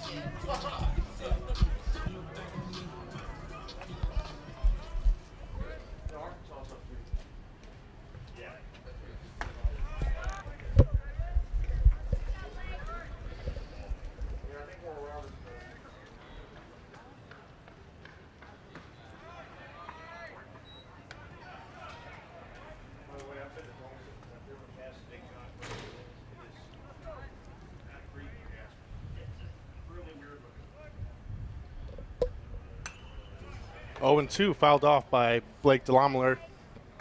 Saw 2 fastballs on the outside corner. JU looking to get something started after a big 8-run inning by the Ospreys. Shot rolled out to short. Sakara up with it. Throws over to first for out number 1.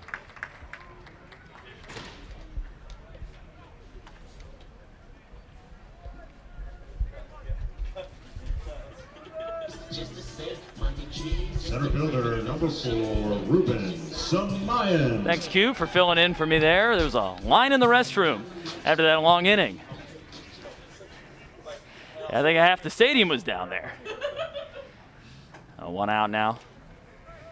We work in the bottom of the 6th. Ruben Samayan takes a strike to start.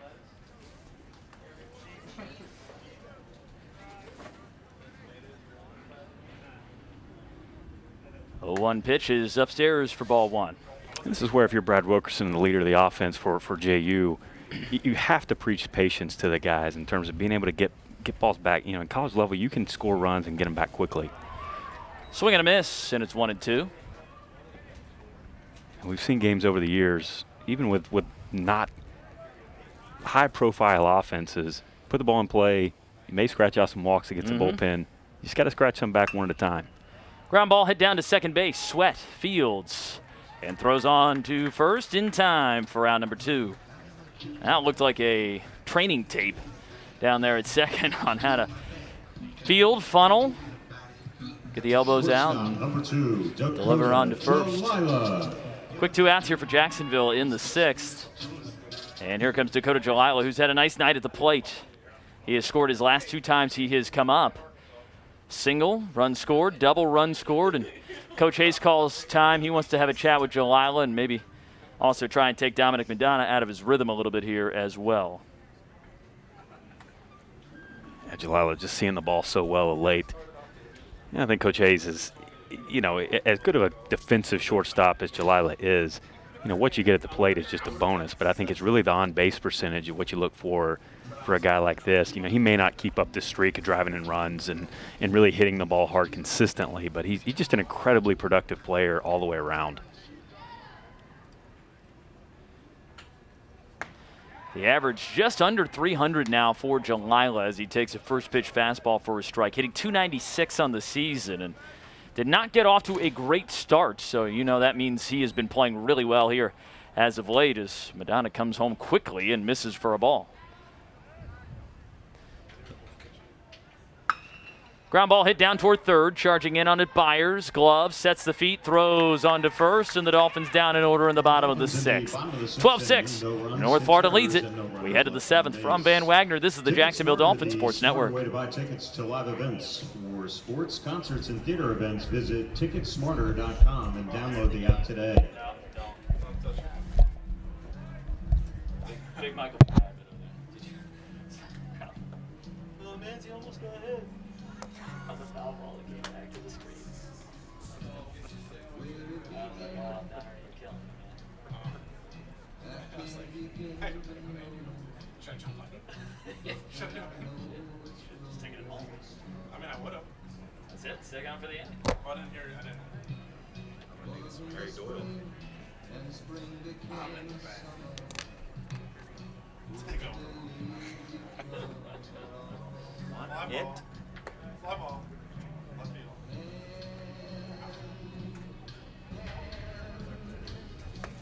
That's when I lost my voice. That was sort of good.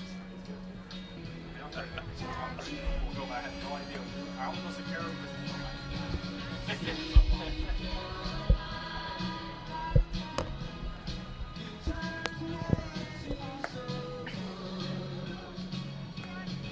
12-6, North Florida leads as we head to the seventh inning. Scott Manzi, Andy Heston back with you here at John Sessions Stadium.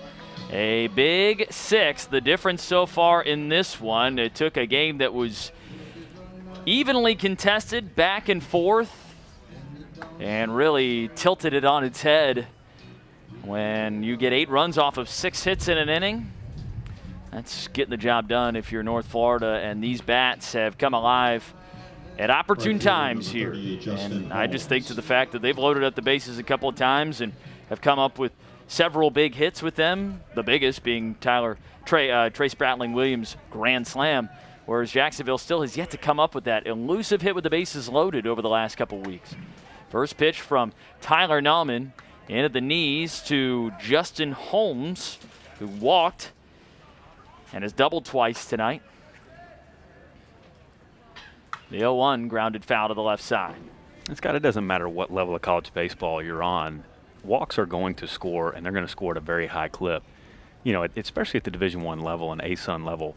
You know, there's some good arms out there, but there are so many good bats. Exactly what we've seen tonight. 0-2 pitch is upstairs for ball one. You know, I think even the bottom of the order hitters for both these clubs, I think some of the averages and some of the stats are a little bit misleading so far this year. Already both teams seeing a lot of power arms, good arms. Swung on and missed. Nauman gets him to chase away for out number 1 here in the 7th. Yeah, obviously that was a pretty brutal inning for Tyler Nauman coming in relief. He threw 34 pitches to get 2 outs. Gives up a grand slam and a couple of other difficult plays there, but, you know, shows a little bit of the mental toughness of him to be able to come back in as he starts off with the breaking ball in the inner half to Byers and battle right back and get the first guy out in the next inning because he kind of thrown to the wolves here.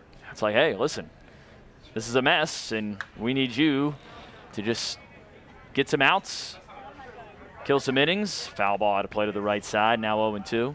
And I think that's the big factor going into Sunday for Jacksonville. When you have a shorthanded pitching staff, been dealing with some injuries, you know, you don't have a lot down there right now to go to. So, you know, Nauman's unselfishness here is going to be big for his team on Sunday. 0-2 pitch, high and outside.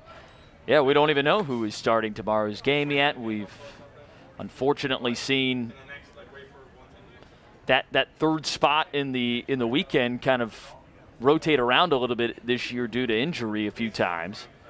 1-2 swung on and missed.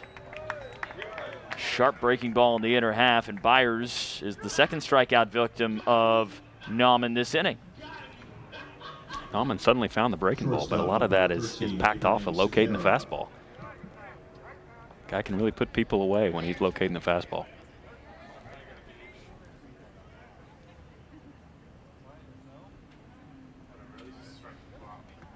First pitch bounces in front of the plate and kicks away from Heffron.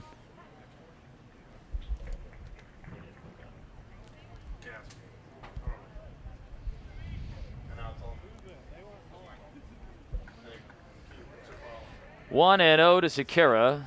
Third time he's come to the plate right-handed here tonight. And he takes away for ball 2. What is a mindset of a pitcher in a situation like this? Sometimes it's of your own doing, sometimes it isn't. 2-0. High pop up left side. Here's why you don't ask a question or start a story with 2 outs. Jalila, all the way over near the bag at third, makes the catch in a 1-2-3 inning. The Ospreys in the top of the 7th inning. Ends the top of the 7th. Much needed. Tyler Nauman sits down the Ospreys in order. Jacksonville offense coming to the plate.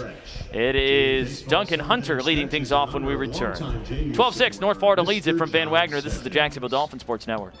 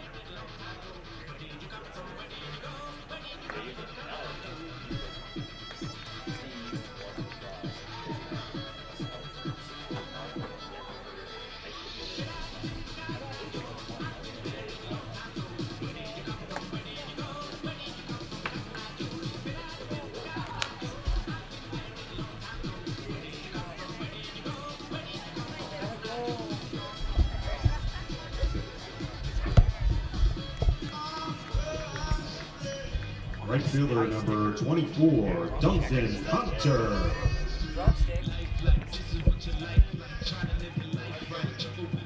Duncan Hunter leads off the bottom of the 7th. We've stood, we've stretched. And the North Florida Ospreys lead 12-6. First pitch swinging, Duncan Hunter fouls it straight back to the wall. Hunter today, a pair of hits, and he has struck out in his last plate appearance.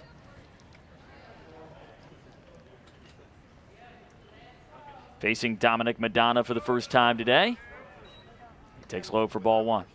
Yeah, what Madonna's done here early tonight and just attacking the zone is a lot of what Chris Hayes looked for his bullpen. You know, nothing that's been overly special, but the guy is just really attacking. Missing low with a heater that time, 2-1 in favor of Hunter. Coipel on deck. Stephen Moffitt, the DH, in the hole. Jacksonville needs base runners at this point. 2-1 pitch, misses low, and Hunter could give them one here. He's been consistently down in the zone with a lot of his breaking pitches. JU's been pretty patient and held off on most. The 3-1. And Hunter rips one out toward left field, and it is over the head of Grodi, and it rolls all the way out to the base of the wall. Cruising into second with a leadoff stand-up double, Duncan Hunter. A 3-hit night for Hunter.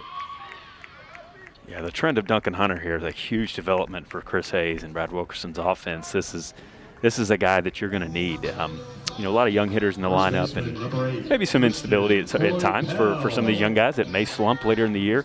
You need a key cog and a veteran like this swinging it like that. Well, he projects as a guy who's an ideal cleanup hitter. And maybe even a little more than ideal because he runs really well when he's on base, a great athlete. And he'd love to have somebody to take a little pressure off this guy who I think a lot of pressure has just been put on, maybe of his own making some, maybe of this team's struggles at times with runners in scoring position where he feels like he's got to be the guy to drive them in all the time. If he sees other people doing it, hopefully it becomes contagious. And that guy, I mean Christian Coypel, who stands in right now with the runner at second and nobody out. First pitch high and outside for a ball. There's no doubt Christian Coypel is an all-conference player. He hasn't looked like it so far this year, but you've seen some recent trends, I think, that are definitely going the right direction. Last weekend, squared up some balls, looked like the old guy that Chris Hayes had in the lineup a lot last year and was just thumping the baseball. The 1-0. Fastball high and away. I think even the way he's taking pitches, it does seem like he is seeing it out of the hand a little bit better.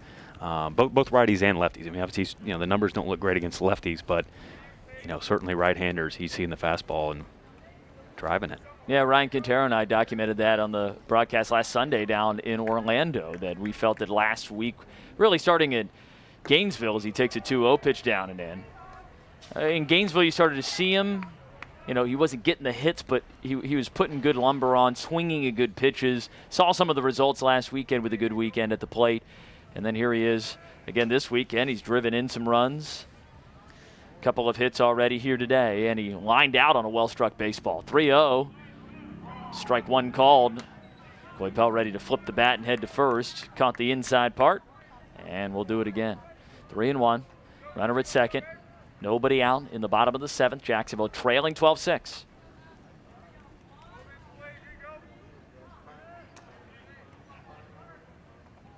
The 3-1 pitch fouled back into the netting. And that's the pitch he's missed a little bit this year, that middle-in fastball that he's fouled back a few times. He's not been far off of it.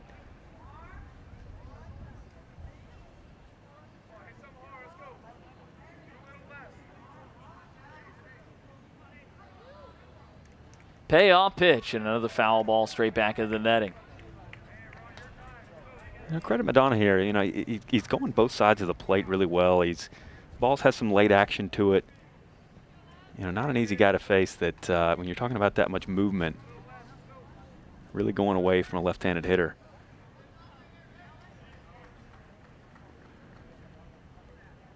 Payoff pitch. Strike three called. Coypel thought it was outside, and he's got some words as he walks back to the dugout shaking his head.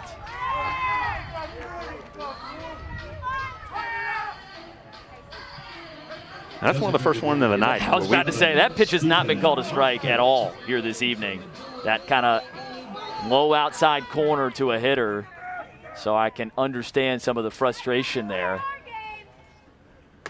Fastball up to Moffitt to start the at-bat. He has walked twice tonight.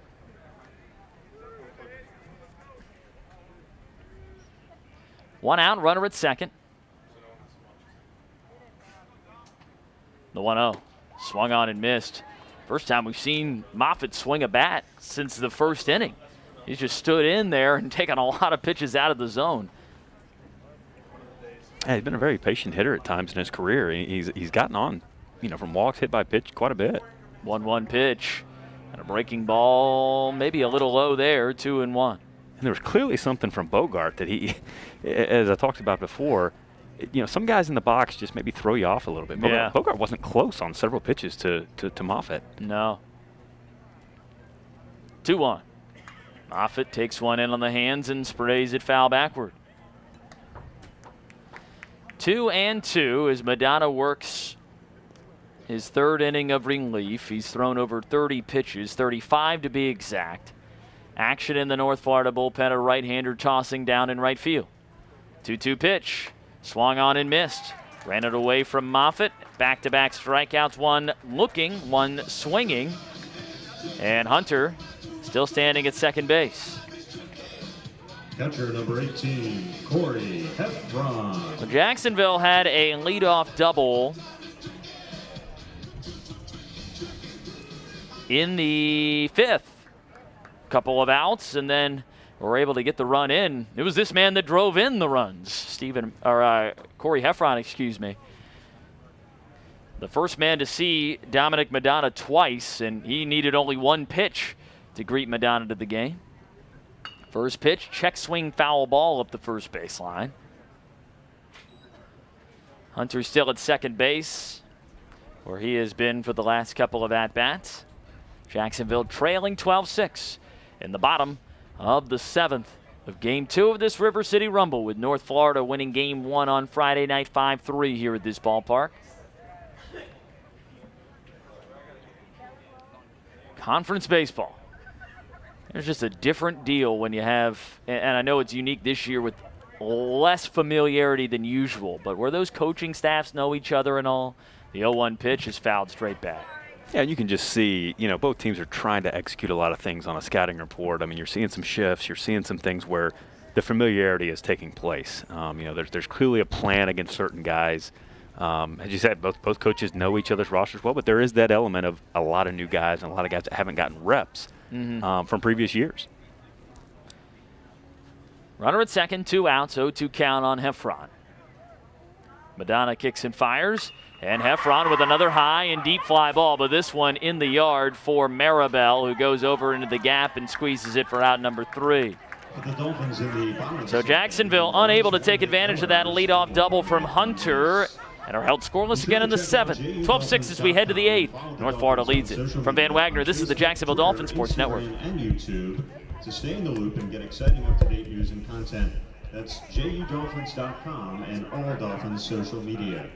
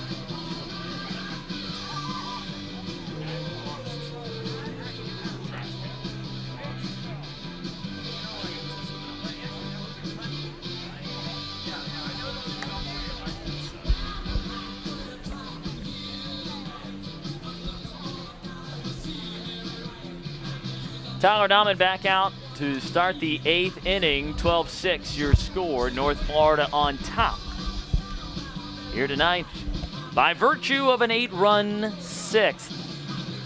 The difference in this one,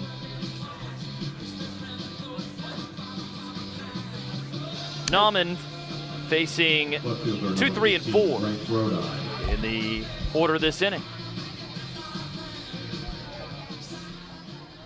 It's a situation where Tyler Nauman is just going to have to eat some innings for JU. Got to look at Sunday. And Grodai's foul ball shot at the end of the bat to the left side. And knowing you have a shorthanded pitching staff, this weekend, this is just one of those things where part of college baseball sometimes. And the 0-1 locates on the outside corner with a slider. 0-2 now to Grodai.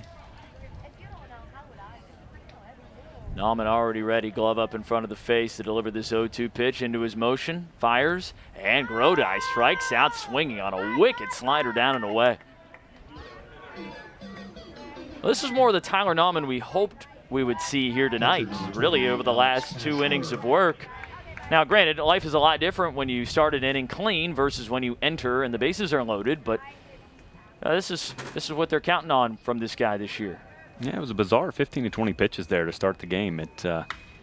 First pitch swinging, Cashler with a deep drive out to left center field. Samayan on the run, and he runs it down in front of the track in left center for route number 2.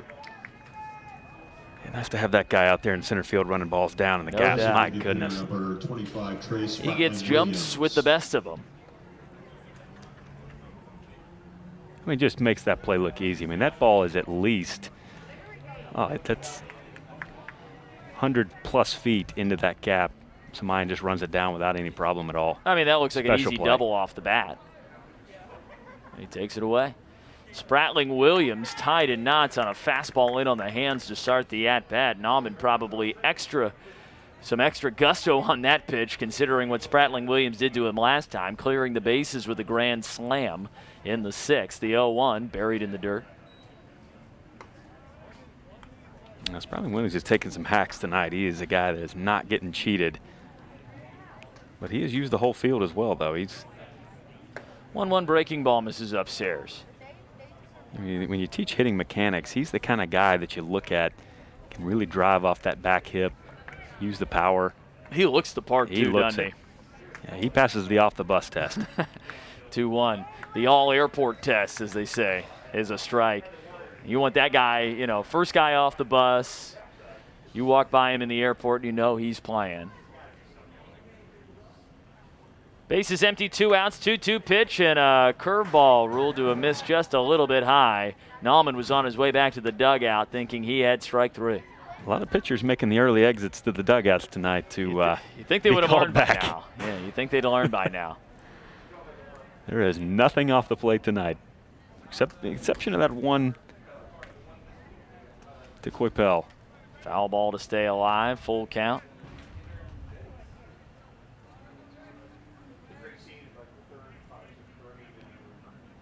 Nauman looking for his second straight 1-2-3 inning.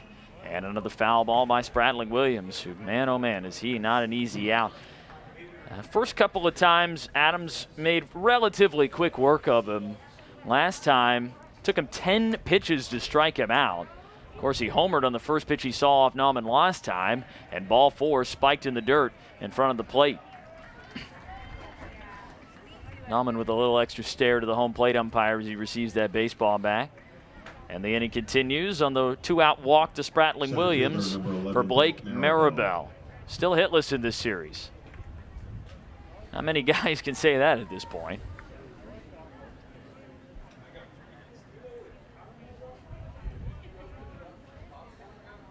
First pitch, down and in, ball 1. Tell you who had a lot of hits in this ballpark over the years, his brother Connor Maribel.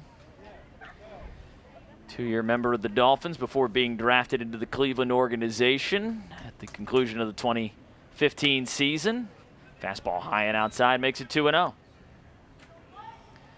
He's climbed the ranks of the minor leagues. Interesting to see where he gets the call to start this season. 2-0. Liner down the right line in right field on the run toward foul territory. Hunter not able to get there. It falls harmlessly into the grass beyond the bullpen there for North Florida. Yeah, Scott, you mentioned the guys in the pros. I mean, over the last 5 years or so, and even longer, the number of players in professional baseball these two teams have put has been remarkable. I think that the talent on these rosters have been unreal. 2-1, pumps in a fastball for a strike on the outside edge. And you normally expect good rosters in this, this part of the world, in the ASUN across the board. But you're talking exemplary, high-end guys as well, the Trent Palmers, and there's been a lot of pitching as well that's been high-end. 2-2 fastball outside, loads the count full. Yeah, Jacksonville's had a player drafted for 12 consecutive years, and last year that became an even more impressive feat. There was only a 5-round draft. 3-2 pitch, and Maribel fouls it off to stay alive on a pitch away. 3 selected in 2019, 1 in 2018 and 2017, 2 in 2016, 2 in 2015, 1 each in 14 and 13, 3 in 2012. Payoff pitch, runner goes again, and another foul ball. I mean, it has been an impressive stretch here for Jacksonville as far as Dolphins in the pros. And Maribel was in Goodyear with the Indians in spring training. He, Alex McRae, Matt Tomshaw, Michael Bauman, Austin Hayes, all in spring training as ball 4 misses high, and there are 2 on with 2 out thanks to back-to-back walks from Nauman here in the 8th inning. Of course, Daniel Murphy announcing his retirement before the start of the season as well after a 12-year career. That was pretty incredible in its own right. Bit of a late bloomer, but certainly came on. A couple of Silver Slugger awards, was an All-Star multiple times, NLCS MVP back in 2015. Helped lead the New York Metropolitans of all teams to the World Series. Yeah, as a Dolphin fan, it's got to be fun to wait to see who that next guy is to make it the big leagues. Couple of opportunities this year. First pitch swinging, and Sweat out in front of a foul ball that carries toward the terrace.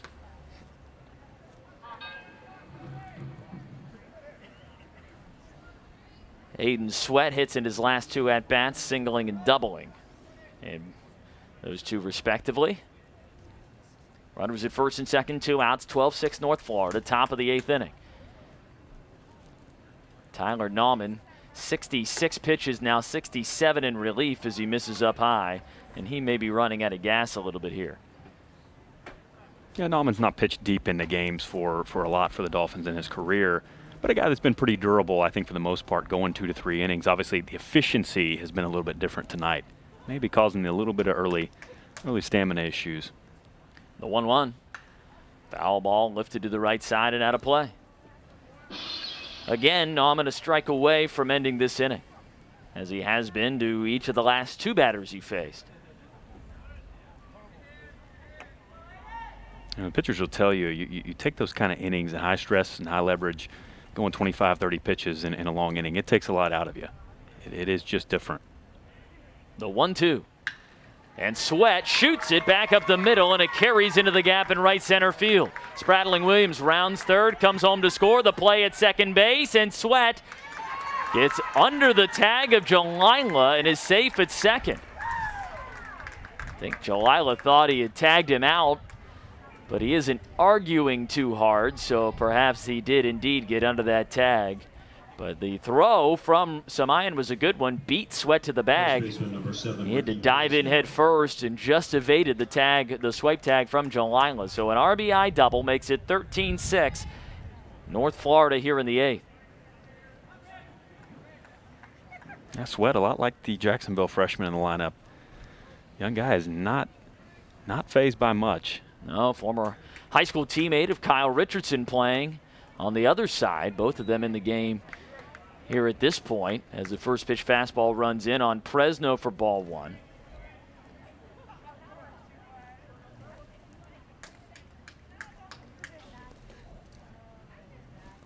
K-Ridge getting a chance to lead off the bottom of the 8th once this final out is recorded.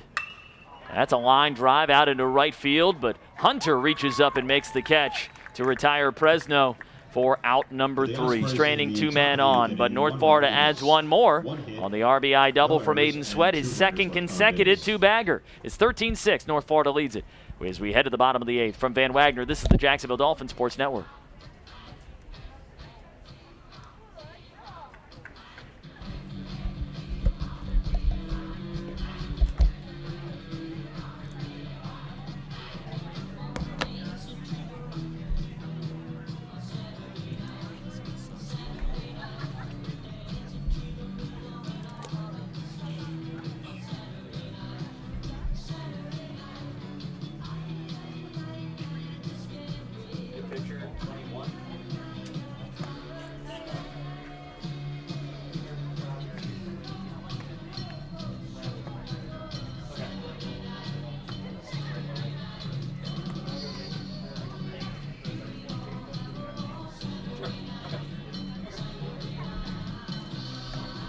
Pitching for the Ospreys, number 21, Dylan Kelly.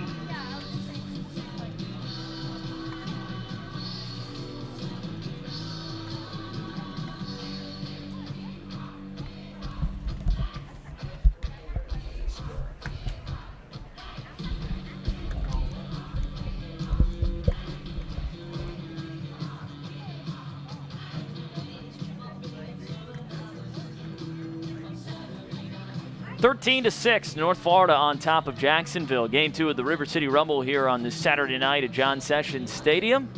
Pitching change for the Ospreys to start the bottom of the 8th. Dylan Kelly replaces Dominic Madonna, who goes 2 2/3 in relief. Leaves the game in line for the win. Madonna did the job. His job was to come in, throw strikes, And he was able to do that once his team staked him a lead. Here is Kyle Richardson hitting the place of Jackson Grabsky. First pitch swinging, deep ground ball into the hole at short. Sakara backhands, throws low to first, and his one hopper into the glove of Presno beats Richardson by a step. Yeah, these two shortstops tonight can really put on a show at times.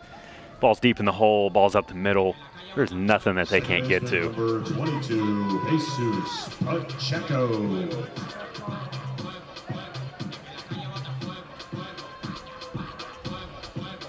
I like that swing from Richardson, though. He's a guy, I'd like to see him be aggressive early in counts at times.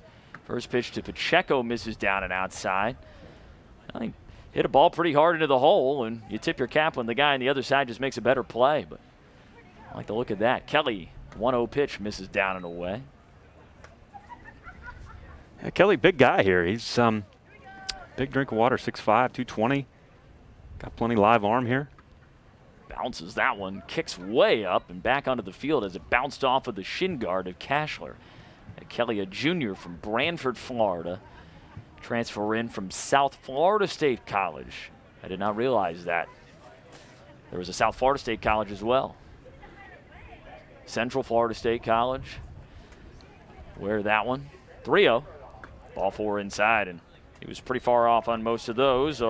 Second walk of the night earned by Pacheco. Gives Jacksonville a one-out base runner here in the eighth. Back to the top of the order, and Blake DeLamiler looking for his first hit of the night in 4 tries. 5 tries. Yeah, Kelly really burned by the walk in against Florida State early in the year, a little bit in his start against Citadel. Had a couple of starts, now he's pitching out of the bullpen. From what we know, he's got a good live arm. Guys trying to put it together. First pitch is a called strike. Fastball on the outside edge to Blake DeLamiler.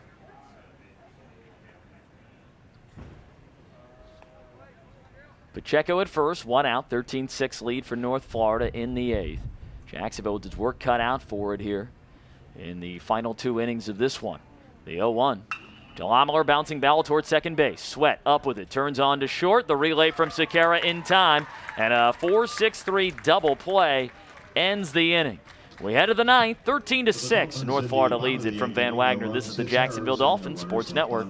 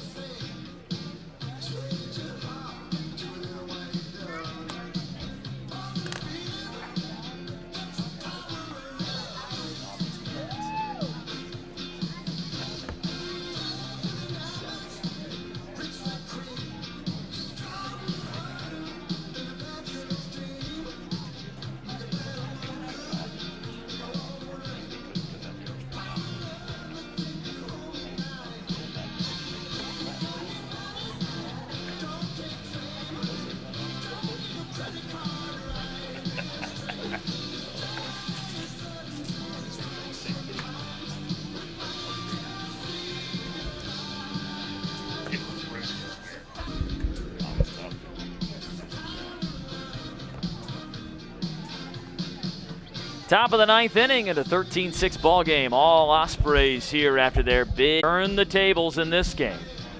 A back and forth affair in which the lead had changed hands 3 times before. And then it went from 1-0 Jacksonville to tied at 1 to 3-1 Jacksonville to 4-3 North Florida to 6-4 Jacksonville, and then boom, that 8 spot. And it has been all North Florida since.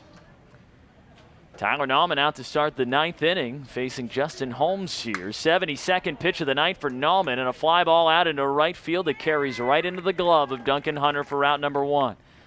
There is a lefty throwing in the pen just in case for Jacksonville, and, well, maybe not just in case. Baseman number 33, Because head coach Chris Hayes is making his way out to the mound right now, and Nauman has a look of, well, you sent me out here to start this thing, and I got one out in one pitch. And, yeah, here's the call to the bullpen. And Jacksonville making a pitching change with one out in the top of the ninth. And the Dolphins bringing in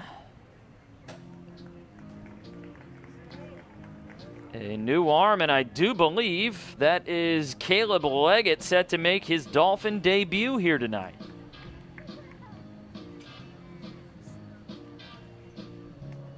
It is indeed Leggett, the freshman from Hazelhurst, Georgia, making his first appearance in a Jacksonville uniform. And Nauman, a long night of work.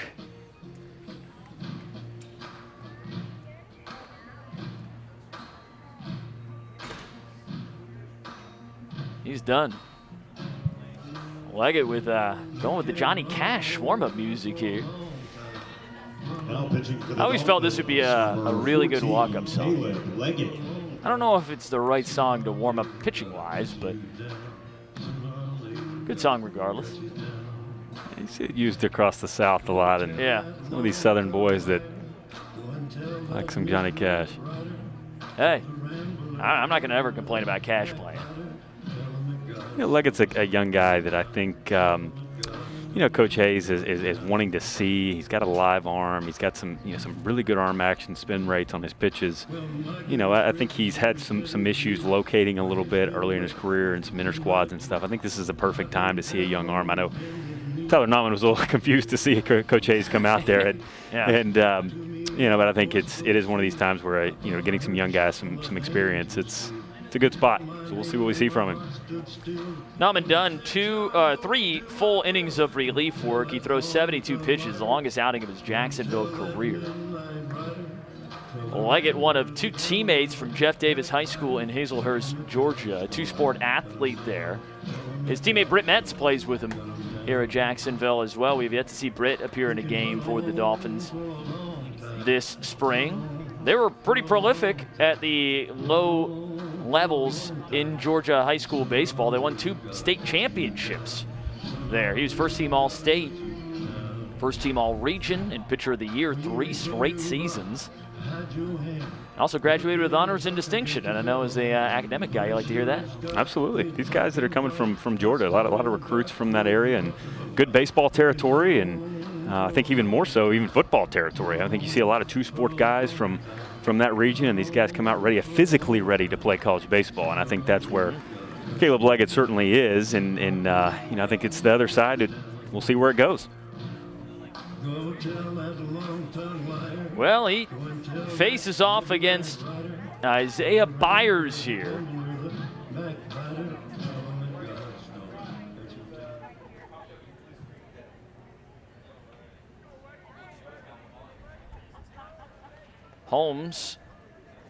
Byers, after Holmes flew out to right to start. First pitch from the lefty. He bends in a breaking ball for a strike. Even with a couple strikeouts tonight, a guy like Byers has really worked some counts deep and really made pitchers work. I think that's a very hidden thing in his at-bats tonight, just the overall stats. Overthrows a fastball down and in that Byers skips out of the way of. 1-1 the count. When you get that kind of production from a 9-hole hitter, it's not always a thing that is required, but it's something that can really spur an offense to roll over to the start of their order, where some very dangerous hitters certainly await. Bases empty, 1 out, the 1-1. Ground ball rolled to the left side, sliding stop deep in the hole. Jalila up throwing to first and just beating it out, Byers. And you gotta say he's out because of the sensational nature of that play. Wow. I mean, that's a major league level stop and throw by Dakota Jalila at short. And it looked effortless. Those are plays you don't see made a lot in minor league baseball, much less the big leagues. That's ball thrown on a frozen rope about 140 feet across the diamond. Wow. Well, it goes down as an infield single for Isaiah Byers, a man who has eaten his lucky charms here today. And the order turns over again for the 6th time tonight. Abraham Sequeira comes to the plate and takes a strike to start. I think if you're Jerry Edwards and you look back in this one, you know, obviously the walks are the key story, but there were also some hits here, I think, tonight that, you know, weren't exactly balls that were crushed. Fastball in for a strike, 0-2. And I think they got the result they wanted and they executed the pitch, but, you know, sometimes that's just baseball and the balls just find the way. And not walking people doesn't allow those, you know, a single or a double here or there, a bloop, to do the damage it has. 0-2 pitch. Fastball runs outside. I mean, the biggest number you look at is the discrepancy in hits is only 2, but the discrepancy in runs is 7. And the only way that happens is if there's a lot of free base runners. Runner on first, 1 out. 1-2 from Leggett. Breaking ball misses in.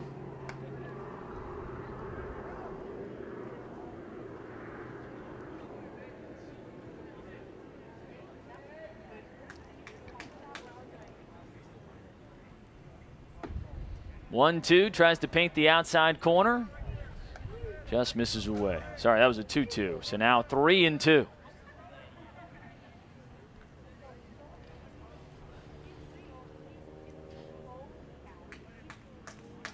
Payoff pitch. And he misses down and in. A walk sends Sequeira to first for the 3rd time today. 2nd time he's drawn a free pass. Byers moves down to second base, and here comes Grant 15, Grant Grodi. Grodi.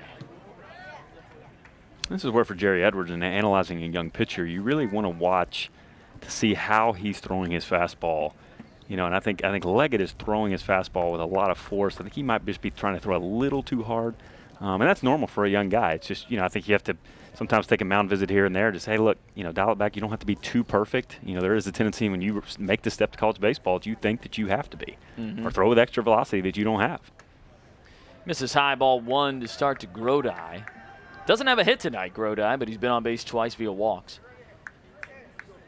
Yeah, not a guy they've exactly wanted to come to at times.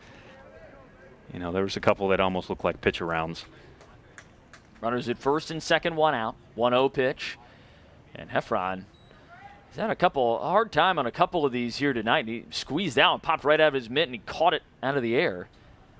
Missing away 2-0. 13-6, North Florida leads at top of the 9th inning. The freshman Caleb Leggett elevates a fastball and gets Grodi to swing and miss. See, that's where Leggett has plenty on it. I mean, he's you know, ball blew it by him there. I mean, just easy gas he has with, you know, not a huge guy on the mound, but plenty of arm action, plenty of spin rate to get it by college hitters. 6'1", 185. Here's the 2-1. Missing away. And you just see that if he gets a little more consistency, maybe it's just a matter of working on repeating those mechanics. Maybe it's cleaning him up a little bit. I mean, he's got some stuff. Yeah. There's no question it's there. The 3-1. Hit on the ground down towards short. Underhanded by Jalila. Pacheco the relay on to first, a little high, but Coipel keeps the toe on the bag. And a double play. 6-4-3 ends the inning. Pitcher's best friend for Caleb Leggett, who goes scoreless in his first outing as a Dolphin. We head to the bottom of the 9th, last chance for Jacksonville. 13-6 your score.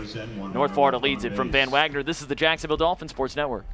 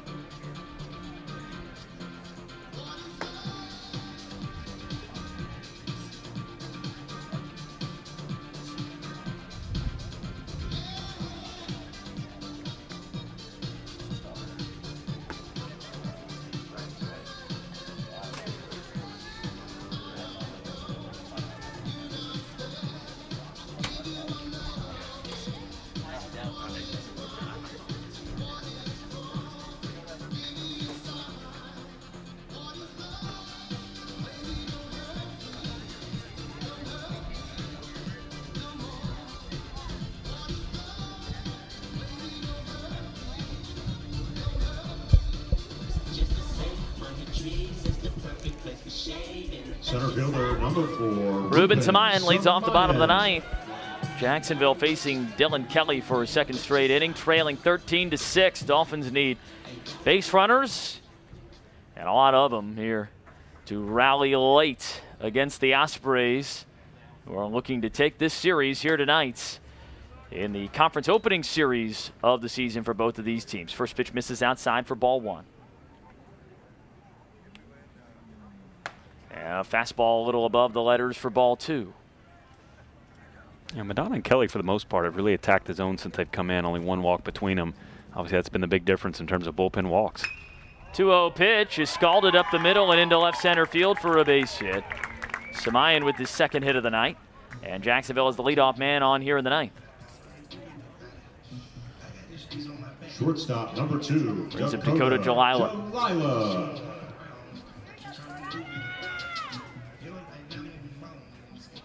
Samayan's had such a good night. He's made some unbelievably athletic plays in the outfield, some hard hit balls all over the field. Just a complete college player.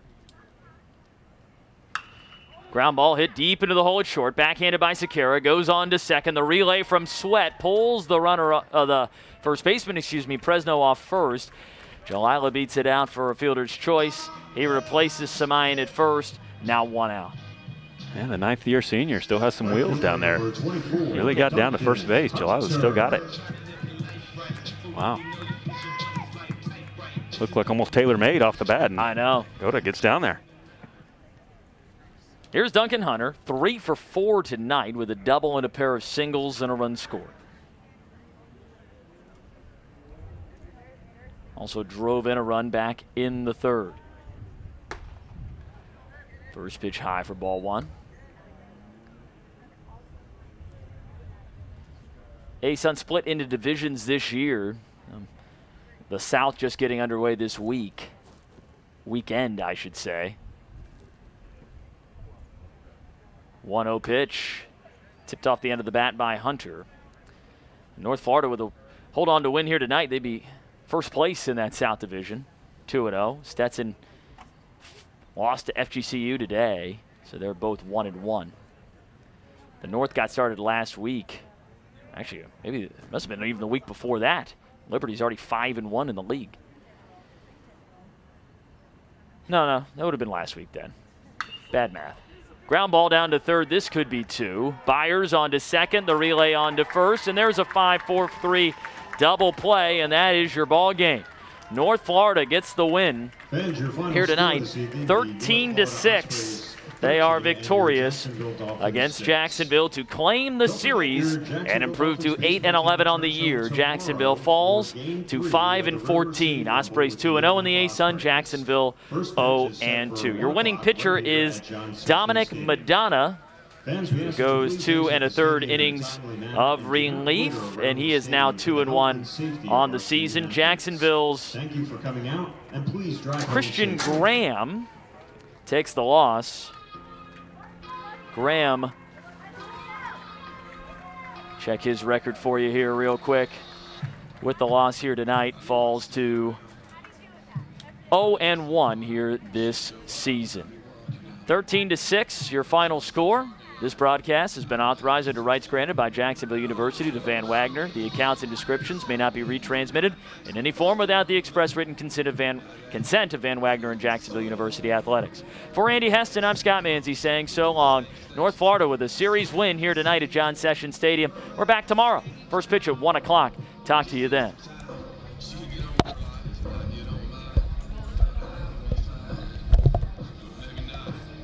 2-1.